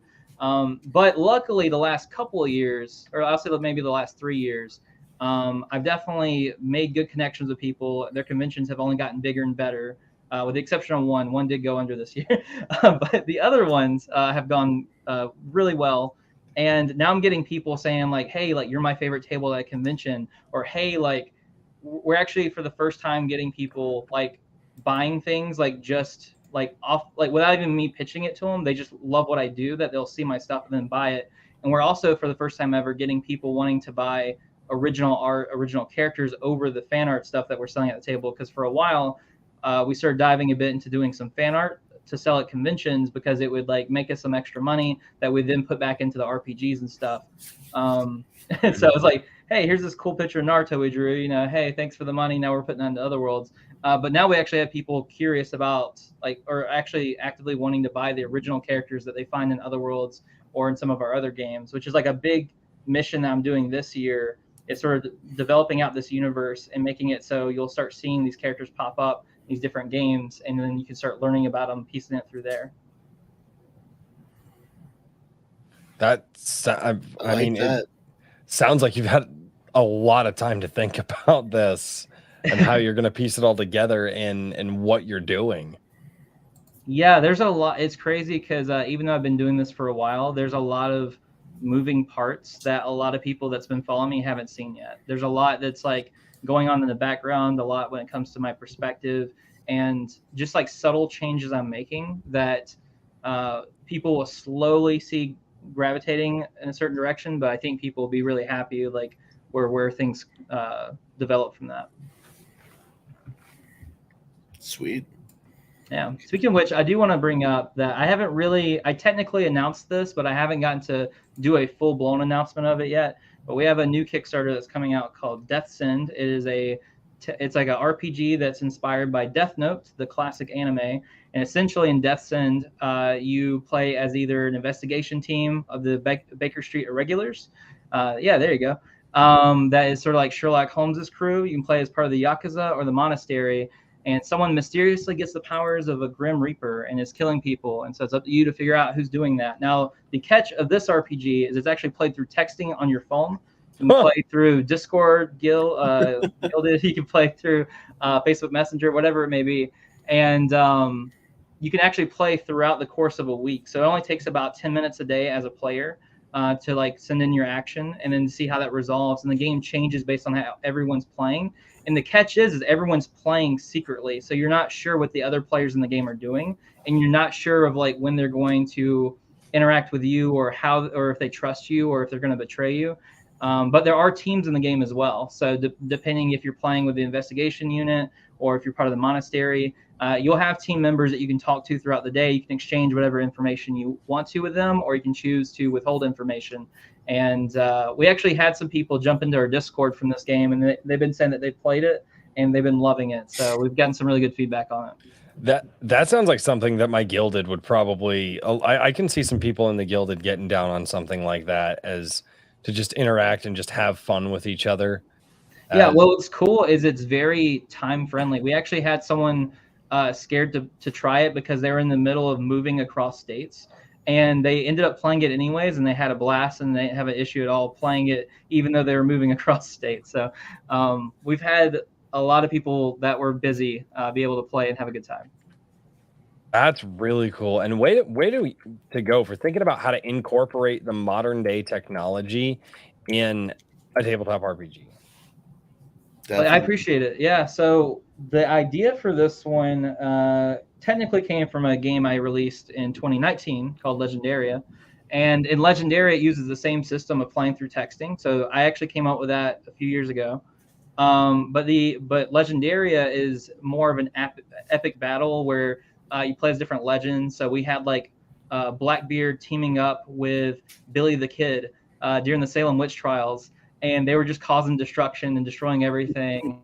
And then we'd have Hitokiri, who they based Rurouni Kenshin off of, try to stop them. And then you have these like epic showdowns between legends, and it's a lot more about that like sort of epic story you're telling in those epic battles.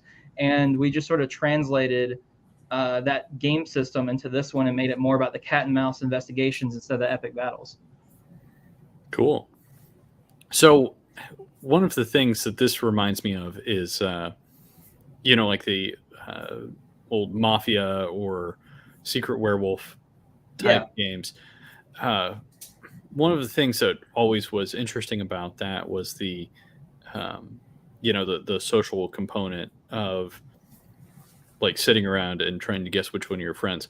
How do you bring that in, even though this is like done remotely? Or is that just kind of something like, is it all through text, or is there some like voice as well? Yeah. So think of it like a tabletop RPG in the sense that you still have a game master. So the game master, yeah. So whenever you send in your actions, you're sending it to the game master. So say if I'm running the game, and say all you guys are playing, you would basically be sending me your actions, and I would resolve the actions according to your character and what your stats are, because each character has different stats. You'll have different abilities, and you'll know what your stats and what your abilities are, what you're able to do. And there's also, let's see, here's the interesting part though. You can only choose to do one of 6 actions in the game. So it's not quite like a tabletop RPG where you can just say, hey, I'm going to like pick up the Kool-Aid randomly over there and chug it. Like it's not, like there are like pre-programmed actions. There's restrictions. Yeah, and the reason for that is because I felt like if that wasn't the case, then if anyone had a game master that was at all biased, they could just say someone's idea is better than the other person and then side with them and have them beat you, and that wouldn't feel good as a player to know that you lost just because this person on a whim said that the other guy's idea is better than yours. So everything plays like 100% like a board game would, in terms of like it's simulating the actual actions and like what's happening. But the role-playing elements come from the social interactions that people have, because when you jump into a chat with someone, a lot of people get into character, and you have the different personalities of your character, and you can choose to reveal what you want to reveal, what you don't reveal, things of that nature. So there are like RPG elements like infused into the game. Are you cool with me playing one of these trailers that you have down here? Sure, but you should play the one to the left, because the one on the right is just me ranting about it. The one on the left is actually a trailer that we just dropped. Awesome. Well, let's check that out. Hello. You must be surprised. My name is V, and I'm simply here to tell you that your reign of shadows has not gone unnoticed. Your power to control life and death has captured my attention. So, whoever you are, whatever you are, prepare yourself. A game is about to commence.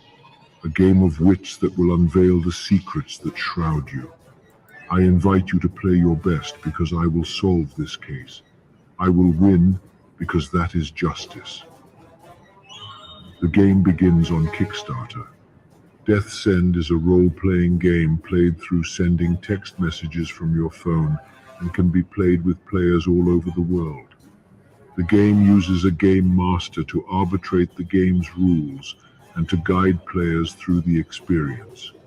The rules are simple and easy for anyone to play, with players following one of 6 basic actions in the game. Rounds are played throughout the day, whenever it's convenient for the player, making this game optimal for people wanting to game on a busy schedule and for those wanting to game with others who can't meet at a table or online at the same time. More information can be found on our website at vindicatedentertainment.com and on our Kickstarter page. Many are after you, Death. You will be caught, but the question is, who will catch you first?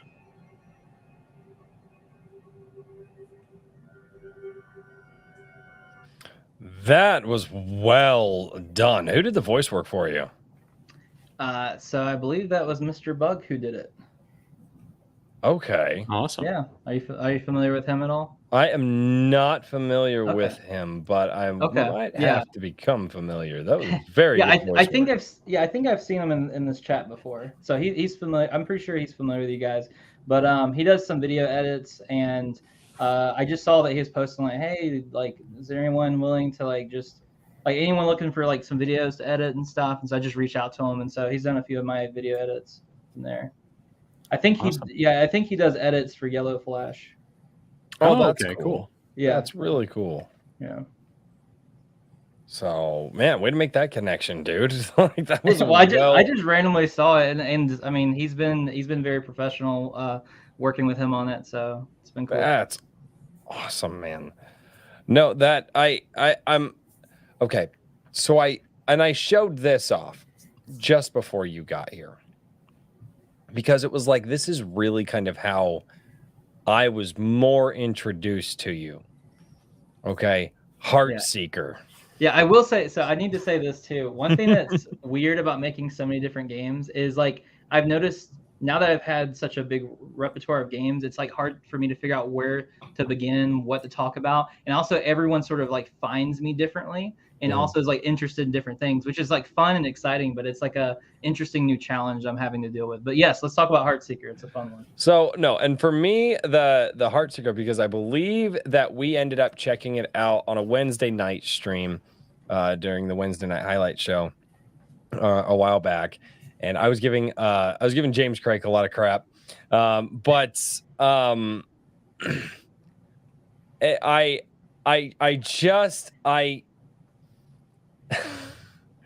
the board game, the card game that allows you to make your to make or help or whatever your waifu fall in love with you.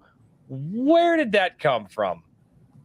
Yeah, so essentially, okay, so it's a weird. Okay, so a few years ago, my community recommended that we play this like dating sim puzzle game, and it was one of our most successful streams that we played. It was a fun time, and anytime I have a good time with a game, I think like, how would I make this into a card game or an RPG?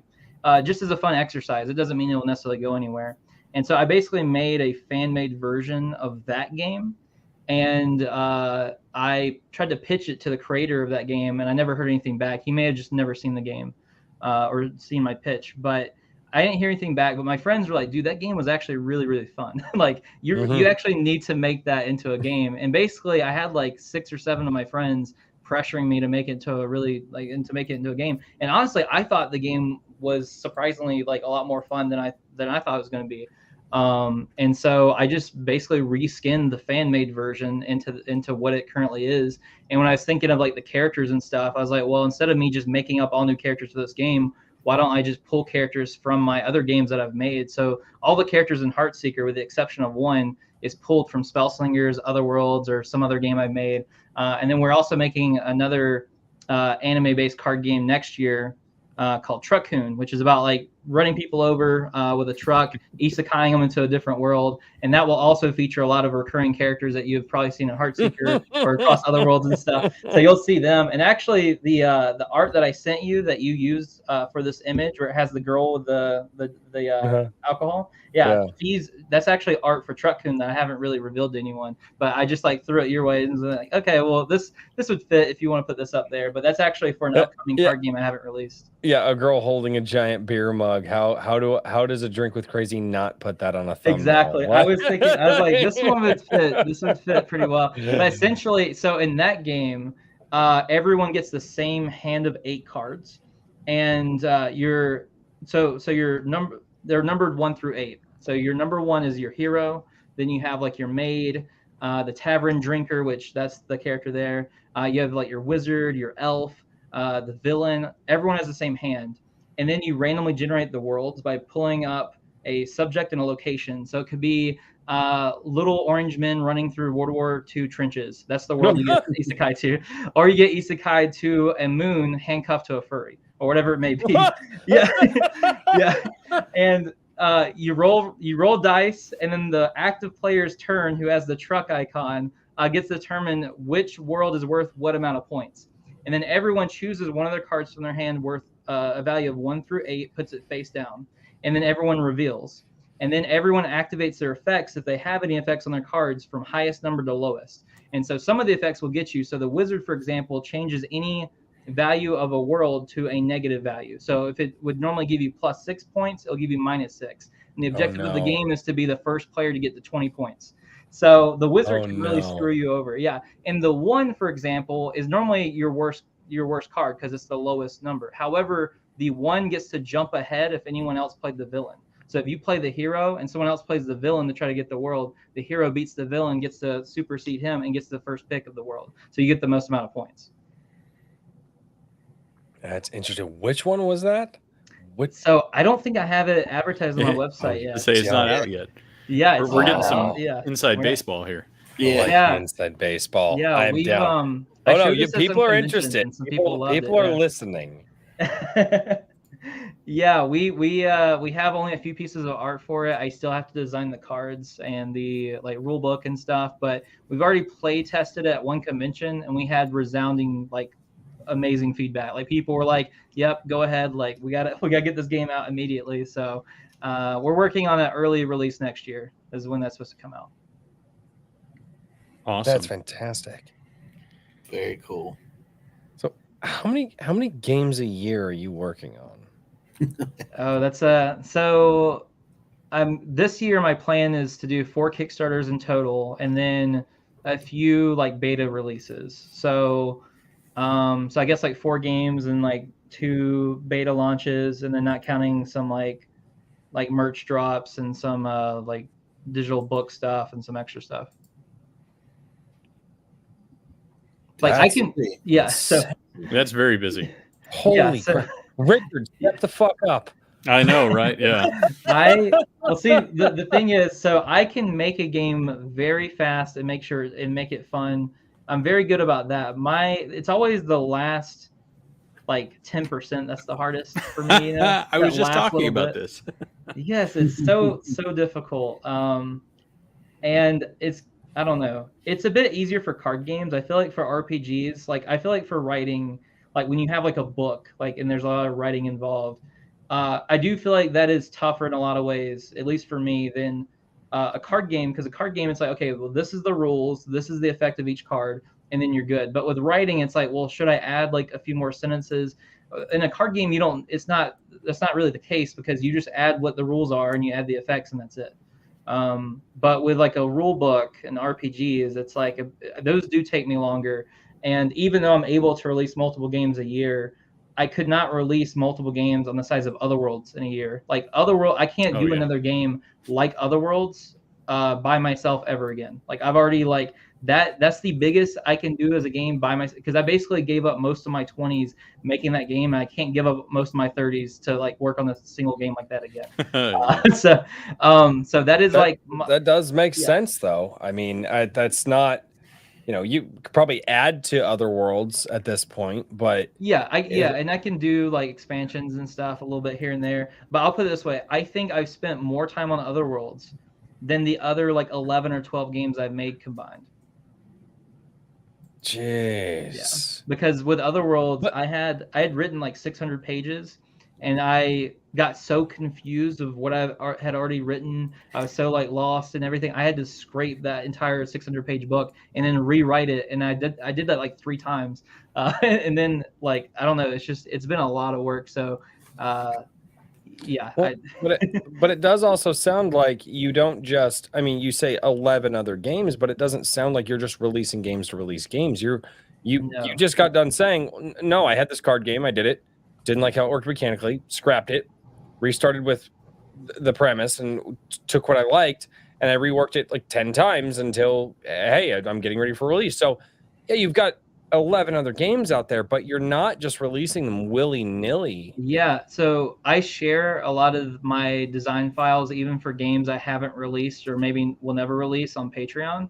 And I'd say for every game I released, there was probably 6 other games I designed before that one, and then probably like 6 expansions for other games I've already made that didn't get released either. So like what you're seeing is like the best of like 13 or something, you know, like you are seeing like the ones that worked. And granted, I do think that even the ones that didn't work out, I still think there's elements of fun to them and there's things I like.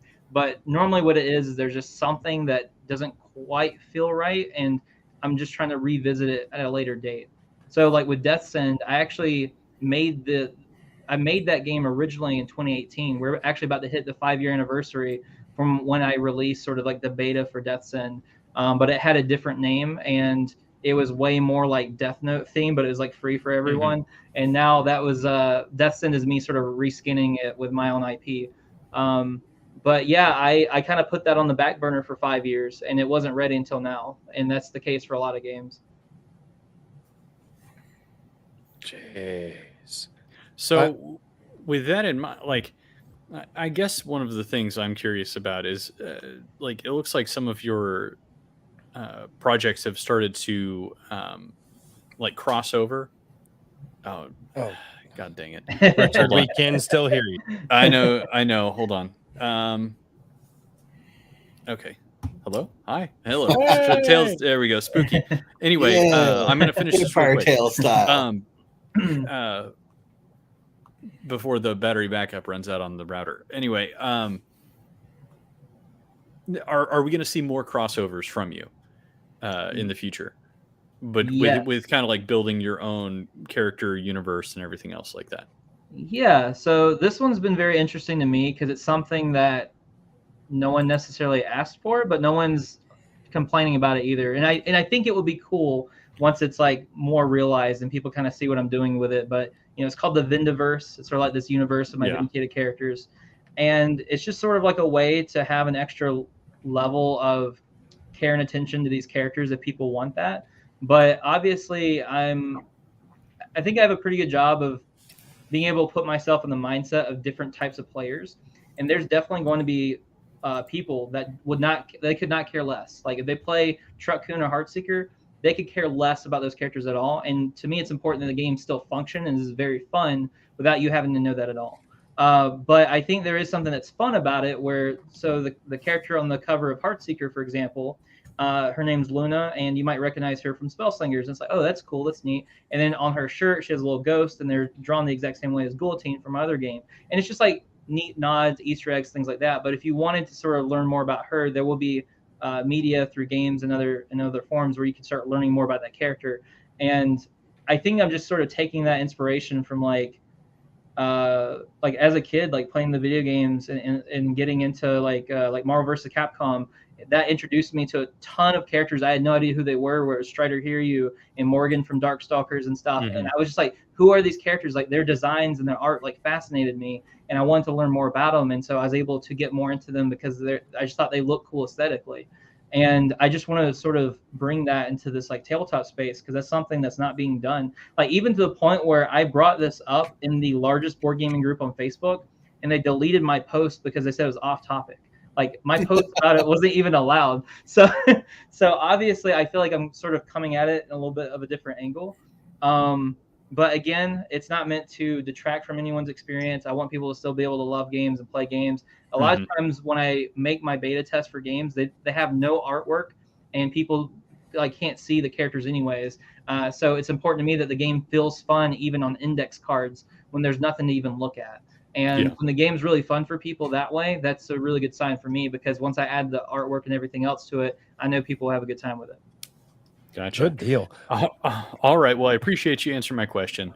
To everybody, I'm going to go ahead and say good night. I think, unless I just need to flip the breaker again. But anyway, I will bid everyone a good night, and I will try and jump back on if I can. But yeah, Adios, everyone from the darkness. Appreciate it, Richard. Don't I'd like to electrocute talk again yourself. here before too long. Oh, God. And Richard, hello, darkness, my friend. All right. Oh, thanks, Good man. night, Hopefully everybody. that power issues get Good fixed, night. dude. Have a good night. Later, No. dude. Later. No, so for anybody who wants to all right, so you had shouted something out a while back called Banishment, based off of Yu-Gi-Oh. Looked really interesting to me. But instead of asking you, because I mean, everything about that game just looks wicked interesting. So definitely going to be looking into that a lot more. But I want to ask this question. What game do people start with? What is the quintessential Vindicated game that you say, all right, you want to have fun, you want to have fun with your friends, doesn't matter, you want to get into this, into what I'm doing, you've never been to where I am, what's the quintessential Vindicated game that you say, this one here, this is the one that you do, it's fun, it's easy to learn, everybody can enjoy it, and it'll introduce you to the larger world that I've got going on? Yeah, so I think that's a great question, especially since I do have so many different games here. I would have to just give one little stipulation. I would say, hey, are you more into tabletop RPGs or card games? I would at least let them like diverge based off of that. All right, so give me two answers then. That's even better. Yeah, so if you say tabletop RPGs, especially if they're just like interested in giving it a try and stuff, I'm a big fan of Black Paper Moon. It's a game that I haven't talked about on here yet. We released it last year, the end of last year. And essentially, it's very rules light, very simple. You can make your character in 5 minutes or less. It ended up being more successful than I thought it was going to be. We've had like more online orders for that game than any other game that I've had. And yeah, it's just really it's basically like a spooky, whimsical setting. You basically take on the role of a hunter that's like training at this academy, and you're trying to like learn your weapons, your abilities, so you can fight against darkness, fight against evil, vanquish it, if you will. And you go in with a squad, you know, your friends, sort of inspired a bit from like Harry Potter, or Soul Eater is one that people point out a lot, but that one's a little bit more under the radar where people might not know what that is. But it's just my wife and I, like, we love Halloween, spooky stuff, so it was cool to be able to tie that in and have a RPG that was kind of centered more around that. And speaking of games on the back burner, that was actually a game that was originally called A Bittersweet Trick or Treat, and was originally designed in like 2015, 2016. So that was something that I sat on for a while until I did like a fully fleshed out release at the end of last year. And then as far as card games go, I think that Heartseeker honestly is like my best design, like not counting my Otherworlds TCG that's not out yet when it comes to things you can play. I actually think Heartseeker is the like most solid experience as far as like games that I have to play. I just think that there's actually a lot to it that's surprisingly fun, and I think it's just like more fun than what people would expect. And I think it's just, there's not really things about it that bother me. Whereas like Spell Slingers I made in 2015. And so it's been 8 years since I designed it. And so there's like little things, and I've played it like 1,000 times. I showed it to so many people. There's like these little elements here and there. It's like, oh, I would have done this differently. I would have done this differently. And so it was good at the time, but you kind of go back and you're just like, wow, I've learned a lot since then.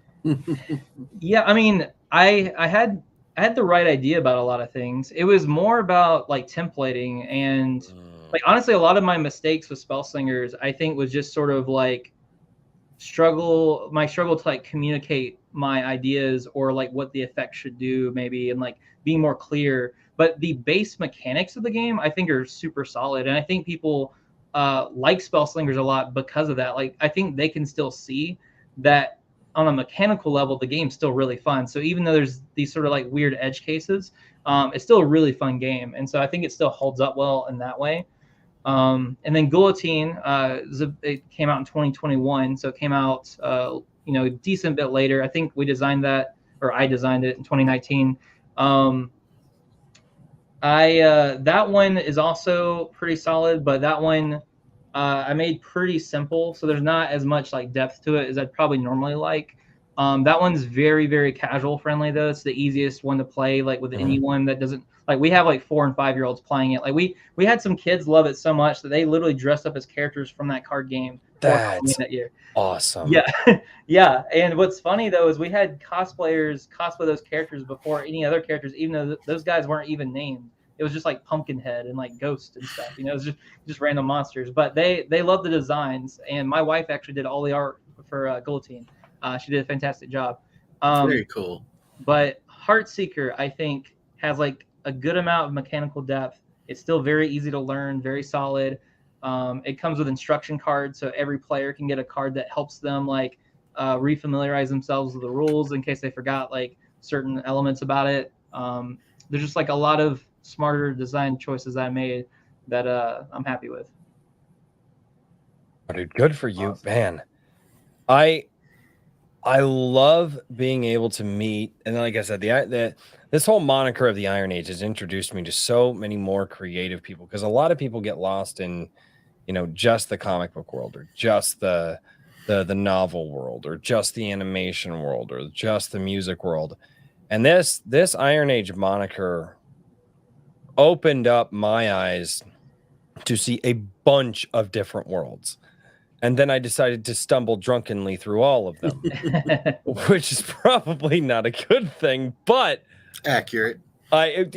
Hugely accurate. But I am Flash. Yeah, I know. Yeah, your internet crapped out there, Mike. That was hilarious. It was just like, pew! Yeah. And all of a sudden, everything was lit up again. Well, it wasn't lit up before. It's slowly getting darker in here, and I just looked up, and it's like, oh, my green screen's not even working. Yeah. That was funny. No. Yeah, sorry, I haven't been vocalizing. I've been doing designs, and plus, Vincent's he's very interesting. So I'm just listening. Good, I appreciate it. Thank good. you. You're good. So, Mike, I was gonna say the one thing about your how you created a game that was a fan game, and then you made. That's how World of Warcraft came out. World of Warcraft. Oh, okay. I didn't know that. Yeah, they were pitching Warhammer. And then Warhammer was like, nah, we don't want to do that. So they're like, oh, we'll just do our own. Like the fools they are. Yeah, I didn't know that actually, but that's pretty cool. Yeah. Yep. No, it's one of the things I will say, man, is you've got a lot of passion for what you're doing. And I think everybody can see it. I can see it. Appreciate it. I'm wanting to check out Banishment when it comes out, especially if it's something like play with the kids, or just play here at the house, or get some time to do more things like that. I have other projects I'm working on, not creative. Well, not that kind of creative, but it's still creative. I'm building a barbecue pit smoker. I came into some material. A very large one. Yeah, it's 120 gallon. It's going to be a 120 gallon pit, so it's going to be really good. I like one of the things that I really like doing, and obviously I'm not like the best cook in the world. I love, but I'm good enough that people enjoy the food, but I wouldn't put myself in like top tier.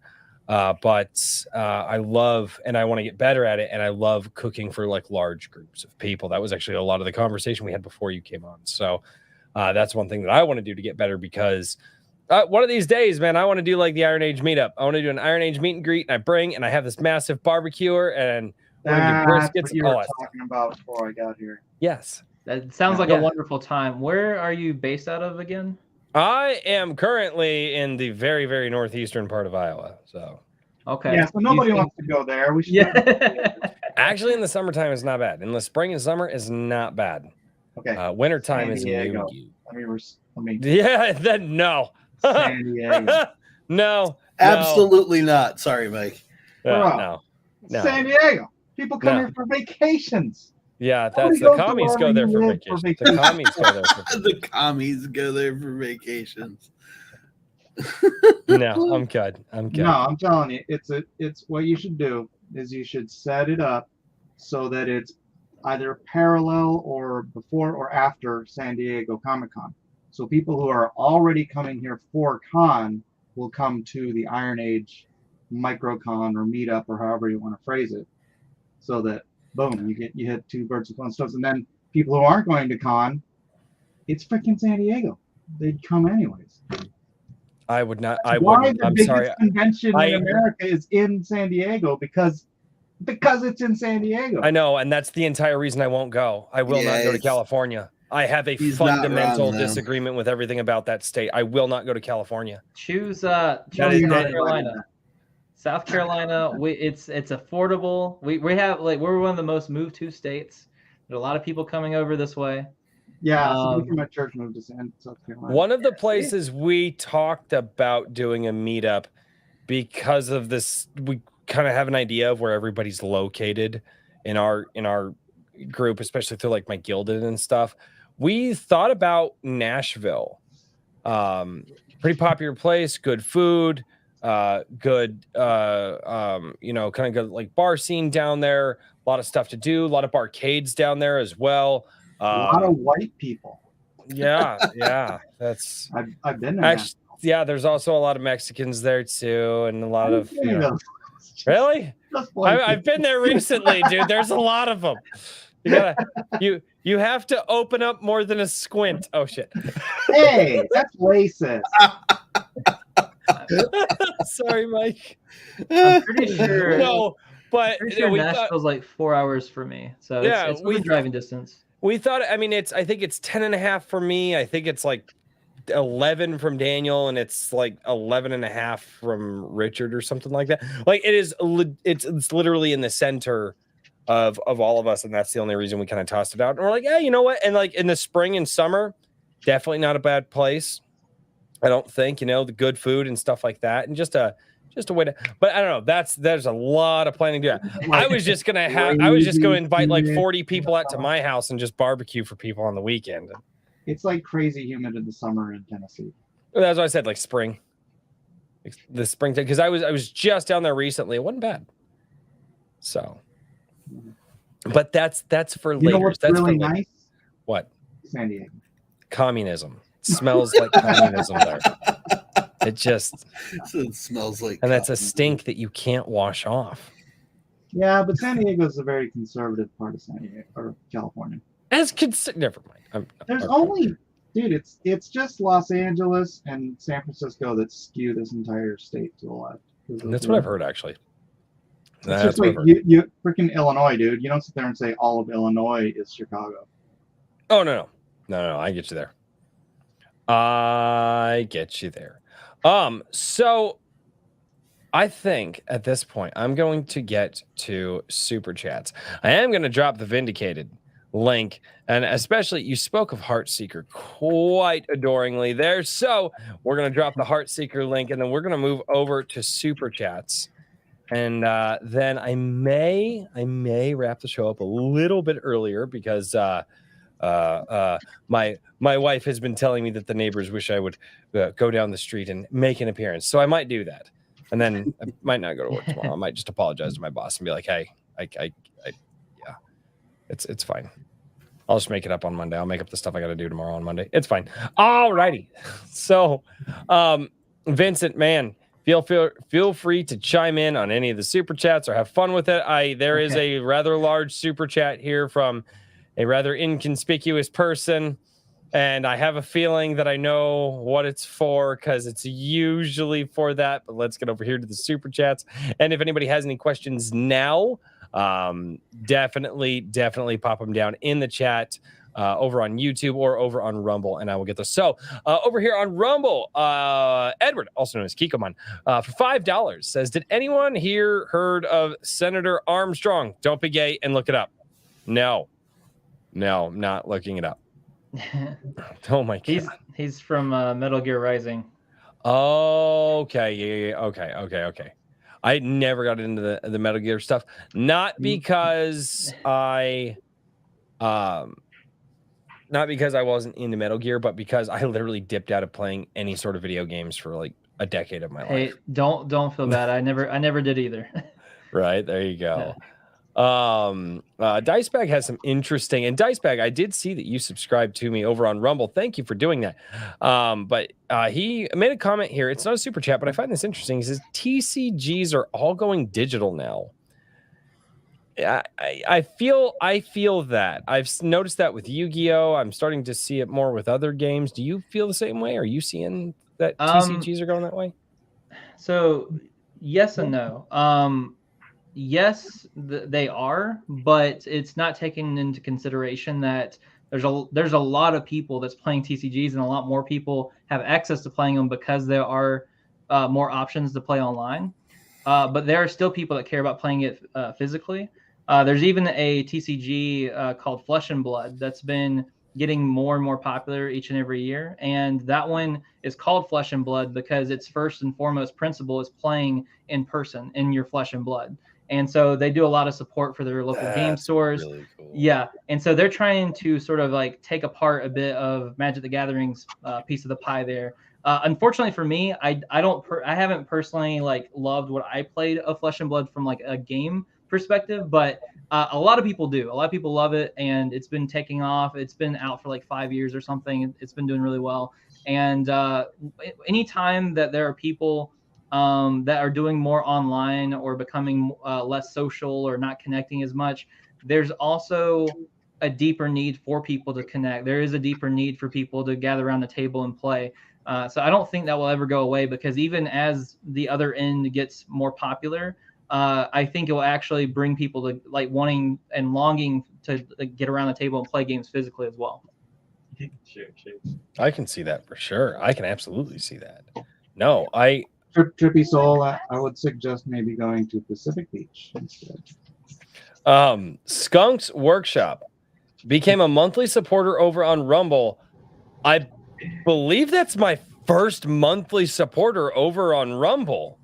So yeah, we're gonna get the applause button for that one. Thank you so much, Skunks. That's awesome, man. Thank you. I didn't know that Rumble had rolled out that yet. Wow. Hey, That's happy really surprise. Cool. Yeah, very happy surprise there.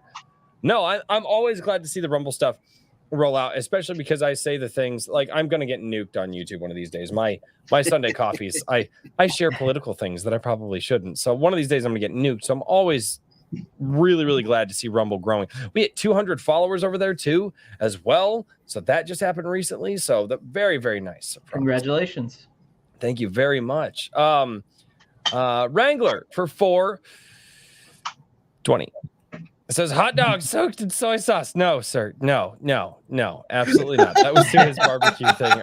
No. Yes. I have made a lot of people mad. I've made a lot of people mad that I don't like soy sauce. I don't. It's not. Philistine. It's not a thing. I like hot sauce. Hot sauce is good. Well, what are you putting soy sauce on?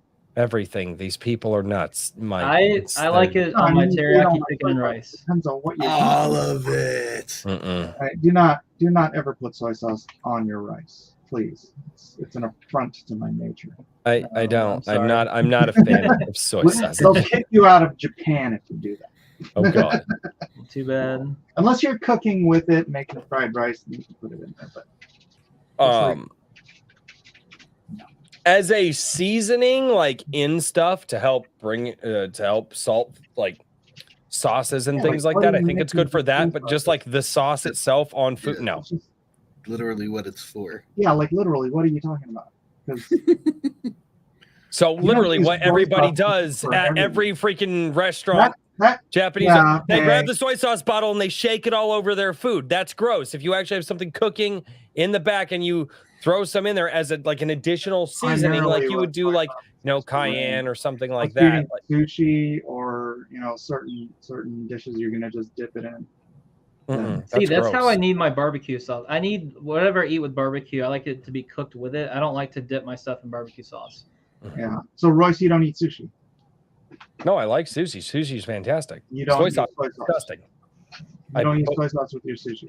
No, I put wasabi on it. You do you, man. I will. It's delicious. I mean, he's not wrong, but it's not wrong. No, I Every don't once in a while, bit of soy sauce with your sushi is good, but predominantly I'm a wasabi guy too. Yeah, well, you put the wasabi in the soy sauce.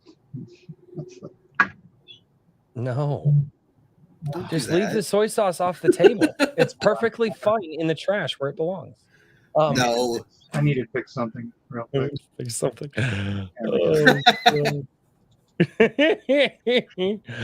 JVP Music for $10 says Vin is one of the first people I started talking to when the Iron Age was born. Great dude, and I'm looking forward to his work, especially his next release.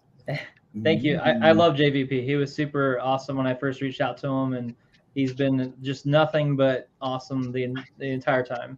Yep, JVP is the man. Oh yeah. No, he's a hardworking dude, man. I love the hell out of JVP. He's absolutely JVP and Richard were like the first two I talked to, and they both did a really good job of like being very accepting and just being awesome. And because I you know, I was kind of like, hey, I got these card games and RPGs. Is that okay? And it's like, yeah, that's perfectly fine. Like, we're cool with you. We like you. Do Okay, it. cool. Yeah. Awesome. It's a creative movement for creators. What a concept. like, are you creating stuff? I think, like I've said to people before, my barrier to entry is like, if you're doing like stuff that's overly, if you're doing stuff that gets into like the preachy political, like I'm not gonna have you right or left, like anything along the borders of like the woke stuff. No, if there's something satirical, satire is very different. You can do political stuff that's satire, but again, satire is its own beast. Mike and I won't say anything here, but I did see a project that Mike was working on a while back. It went live on Fund My Comic just recently. Something that you had shared with me privately a while back. But I don't know. Anyway, it was funny. It was satire. It was a good time. But yeah. Magnificent Seven was wonderful. Huh? Magnificent Seven. That was a comic I did before. Yes, maybe. That Anyway. was The a Ultimate great. Kahuna. Fantastic. It was fantastic. You should check that. Never mind. The Ultimate Kahuna for $4.99 says, my job is to sell you. Royce, we don't sell people anymore. Man, get with the times. Fair point. It's not wrong. It's not wrong. The Ultimate Kahuna for $1.99 says, Royce, modern gay confirmed. No. No, he's classic gay. Right, 90s gay, as we say here on. I mean, technically, he did pay you, so you have to acknowledge it. Those are your rules. No, yeah, it's I have to read it. I don't have to acknowledge it. And then Kikomon over on Rumble for $100. I always know when it's time to play the video because these super chats roll in. Yep. All right, I've seen the video. A poll. Which U.S. president would you prefer? Trump, DeSantis, Biden, Newsom, or the ultimate Armstrong? Video 5 minutes below. Play the video. Wait, do you want me to play the Kikomon video or this? All right, he sent me a link. I believe he wants you to play whatever insane video he has sent you. Hey, Ravensloft. Who is this? Stranding Reaper. Yeah. What in the world? Kikomon, what did you send? This is not the Kikomon song. I am also afraid, but I am also afraid. Oh God. Fear the Kikomon. I don't know what's happening. I usually know what's happening, and I don't know what's happening right now. Usually it's the Kikomon song, but Nice. What in the Kentucky Fried fuck am I watching? I don't know. Well, I mean, I know that I know this is a Metal Gear game, but this is also kind of one of the different ones though, because you're playing that guy instead of the typical character you're playing. Yeah. Instead of Solid Snake, yeah. Are we just watching cutscenes from the game, Kikomon? Oh, I think he's trying to educate us on who this guy is. Typical politician. Horrible dialogue. Yeah, that's Metal Gear. Metal Gear is this I'm way. also That is pretty sure this game was written like back and forth between the Japanese studio and the American studio, so it has a different sort of like tone than some of the other games. yeah.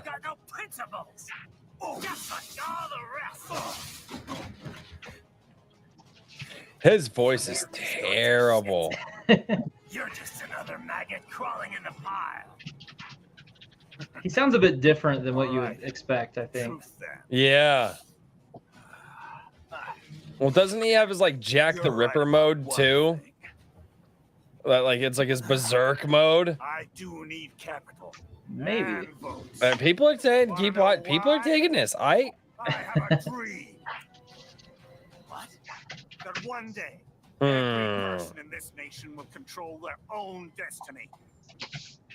A land of the truly free, damn it. A nation of Right, action, don't pick not my phone. words ruled by strife, not committee. Where the law changes to suit the individual, not the other way around. So many contradictions in that guy. Back where they belong. In the hands of the How long is this video?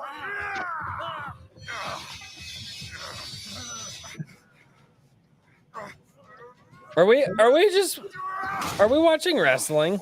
Every man is free to think, to act for himself. This guy is taking on a cyborg though, so I mean, some props Well, to he him. is also on some Yeah, serious He's roids. got like some Hulk roids going on. Yeah, it's not like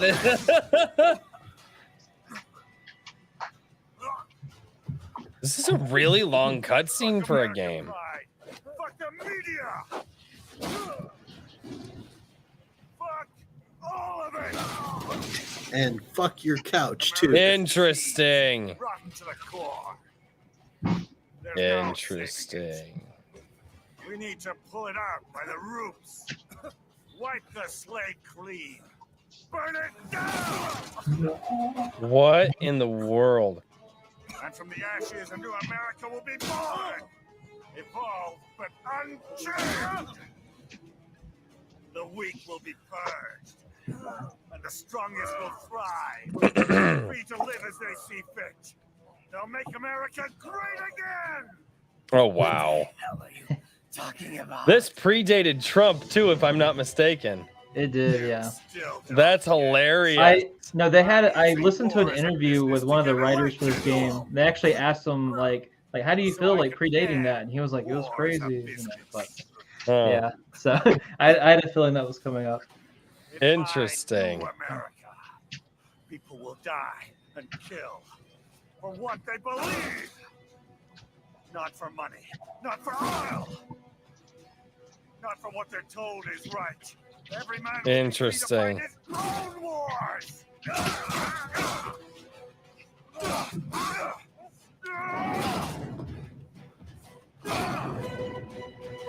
It's like One Punch Man's sidekick. right? 100 Yeah. I think one reason why this game is popular is the soundtrack is really good. Like a lot of people love the soundtrack of this game. What do you think? I thought it was pretty unpopular when it came out, and that mostly because you weren't playing as Snake. Interesting. Kikomon, you threw me off. I wasn't prepared for that. I was not prepared for that, Kikomon. You're not allowed to do that anymore. It's very strange. Also, probably gonna get a copyright strike. Oh well, who cares about copyright strikes? The Ultimate Kahuna for $4.99 is question for Mike.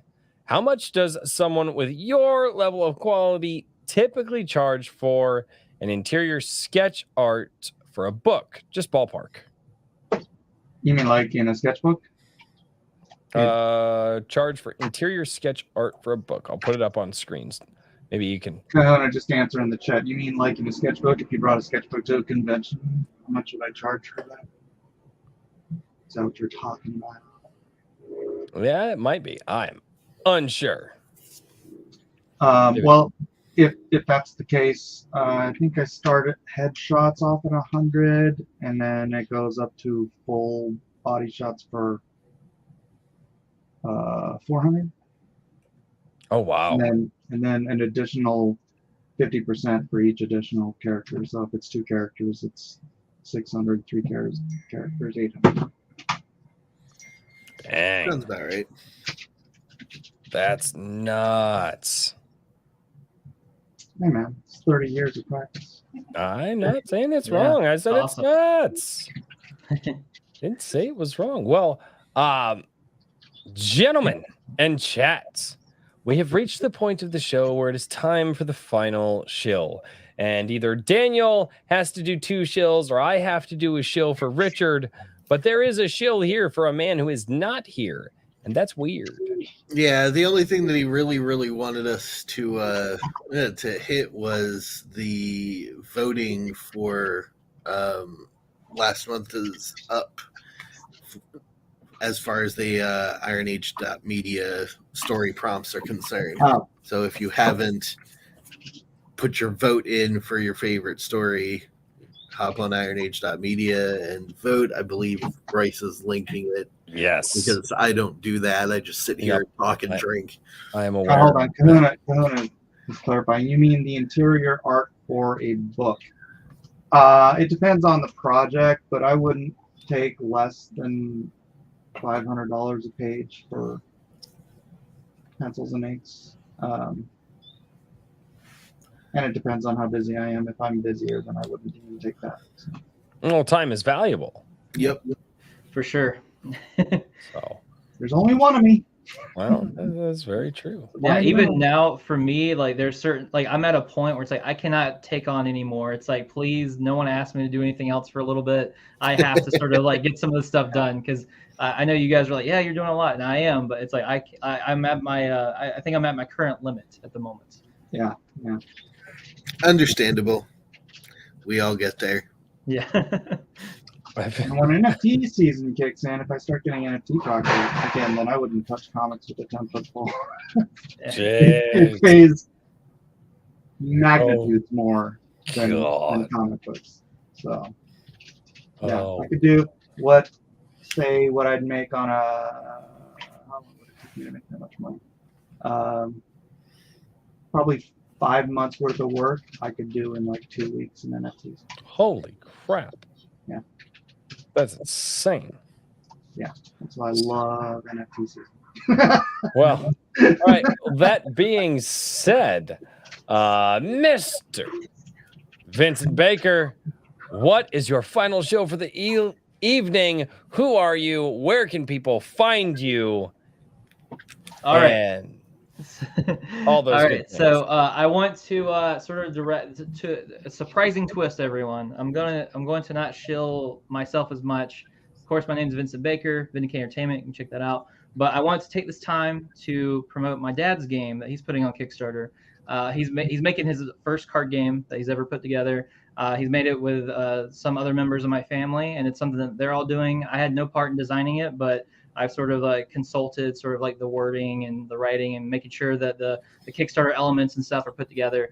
But he actually just launched the like notification link for Kickstarter. I'll send it as private chat, so hopefully you can share it to the public. I will absolutely share that. But I just want to do that for my dad because if it was not for him, I wouldn't be here today, of course. And also I wouldn't be near the man I am today if it wasn't for him. So I love you, Dad. Thank you so much. And hopefully his game does well. So I wish him all the best with it. I got the link down in both chats. Me too. Yeah, it's and just a quick rundown on it. It's kind of like a medieval fantasy dueling card game. It's 1v1. So all you need is the 2 players to have your optimal experience for it. It's very simple. All you need is the 1 deck of cards, comes with everything you need. It has sort of like these 4 different factions that's at war, and you wield them, and you get different spells that you get to use to change up the way the game plays. So definitely check it out. It's a quick, easy card game, but yeah, I'm just super proud of my dad for being able to put that together. So sounds awesome. Man. Awesome. Mike, you're muted. Mike, you're muted. I said if we're bragging about family, I want to show the a commercial for my son's game. Yeah, There absolutely. you go. Absolutely. it. I like Family Shills. Family Shills are awesome. Now, Best granted, thing you to go can't for. technically buy this game right now. Although I think he has some copies left. Tired of peaceful game nights? Is having fun with friends and family getting boring? Well, spice it up with wildfires, earthquakes, and/or zombie apocalypses in the new game, Masters of Mayhem. Masters of Mayhem is a tile-laying game in which your goal is to completely decimate your friends. How do you do that, you may ask? The answer is really quite simple. By causing destruction with natural and unnatural disasters alike. Here's how you play the game. Every player gets 3 destruction cards and 1 city tile. Everyone puts down their tiles adjacent to each other and places 5,000 people on their own cities. Then every player rolls to see who gets to go first. Jimmy gets to go first. Jimmy can either play a card or skip his turn. Look, Jimmy's chose to curse his best friend with a plague. Once everyone has had a turn, a new round begins. Every populated city increases by 1,000 people, and every player gets a tile and a card. Once all this is done, a new round begins. This continues until everyone is dead, but one color, and there is one Master of Mayhem. Abduct your friends, start civil wars. It's chaos for the whole family. Say goodbye to board games that take hours to play and get Masters of Mayhem. You can support this game by purchasing a copy for $60. Or if you want to help develop it, you can become a beta tester and get unique cards that won't be in the game for only $140. Start the apocalypse today. Masters of Mayhem is not responsible for any mass genocides, racist behavior, alien invasions, global pandemics, radical uprisings, mass evacuations, firstborn deaths, and/or limbs lost during gameplay. That's hilarious. Well done. It's a really fun game. We play it quite often. Beautiful. It also looked like there was D6s involved. Mm-hmm. Okay. My I kind of have game. a game I created called Pangea, and yeah, we do that. It's a similar. It's a not tile laying, but like I don't want to go into my whole thing. We use Mike, D6. do you have something to shill that you would like to shill? Or I haven't. It's a game I made. Like I made all the pieces and I made all the cards, and we used to play it, but I haven't produced it. Well, that's rude. You know what I'm saying? Someday I hope to either produce it physically or digitally. So I want to be able to play. I want to figure out a fun game that all of us, whether it be cards or whatever, something like that, that all of us could sit here and play together on stream. It'd be great. Heartseeker. Heartseeker. Huh? Heartseeker? I have, one of my community members actually made it on Tabletop Simulator. We can play it. It's there. Maybe we got to do that. Maybe we got to do that. All right. Mr. Daniel P. Riley, what's your shill? My shill is there's 1 week left on the virtual book signing for G I 2. You can get both 1 and 2 signed by me, a pretty awesome t-shirt, as I am wearing today, or have it done in a poster if you so desire. 7 days left on that. I'm not planning on extending it. It was just a short celebration for the release of G I 2. And that's it. Once it's done, it's done. Those particular t-shirts will not be sold in that format. They are exclusively for people that got in on the book signing. So if that's an incentive, get on Fund My Comic while you can. Yes. Otherwise, Vincent, you can find me on Twitter at Mr. DP Riley. Vincent, touch base with the guys from Fund My Comic. Unless you already have. Talk with them. But just reach out to them on Twitter. Something that Daniel and I were talking about in a previous episode regarding samurai swords. The art of fighting with the actual samurai sword is called kenjutsu, not kendo. Kendo is with the bamboo sticks. Yes. Okay. Well, that being said, modern steel beats up old steel. That's how it is. That's where we're at. Hey, ladies and gentlemen, we're at the end of the show. Look at that. Oh my God. Royce has to try and get the last word in, but he never does. No, it's true. I don't. It's fantastic. Hey, ladies and gentlemen, Meetup, I'm gonna pour thank you on soy sauce Friday. in your beer. What? I said at the meetup, I'm gonna pour soy sauce in your beer. Please don't. That would be gross. If there is, I will say this: if somebody, if there is a soy sauce based beer, and somebody brought it to me at a meetup, I would humbly drink it, just to see, and because somebody handed me a beer, and I'm not going to be rude. I would know it's going to happen now, so you just set yourself. If you guys would ever decide on a freaking meetup, we could do this. So you heard it, ladies and gentlemen. It'll Chat, be they're against you. Ruthie Royce, because he'll drink anything you have. No, that is not a thing. Also, if I travel, I will not travel unless my wife is there. Yes, and she'll kick anybody's ass that tries to drug it. She carries a lot of knives. What is up with? I don't even know. Oh man. Good night, everyone. Thanks for having me. What's up?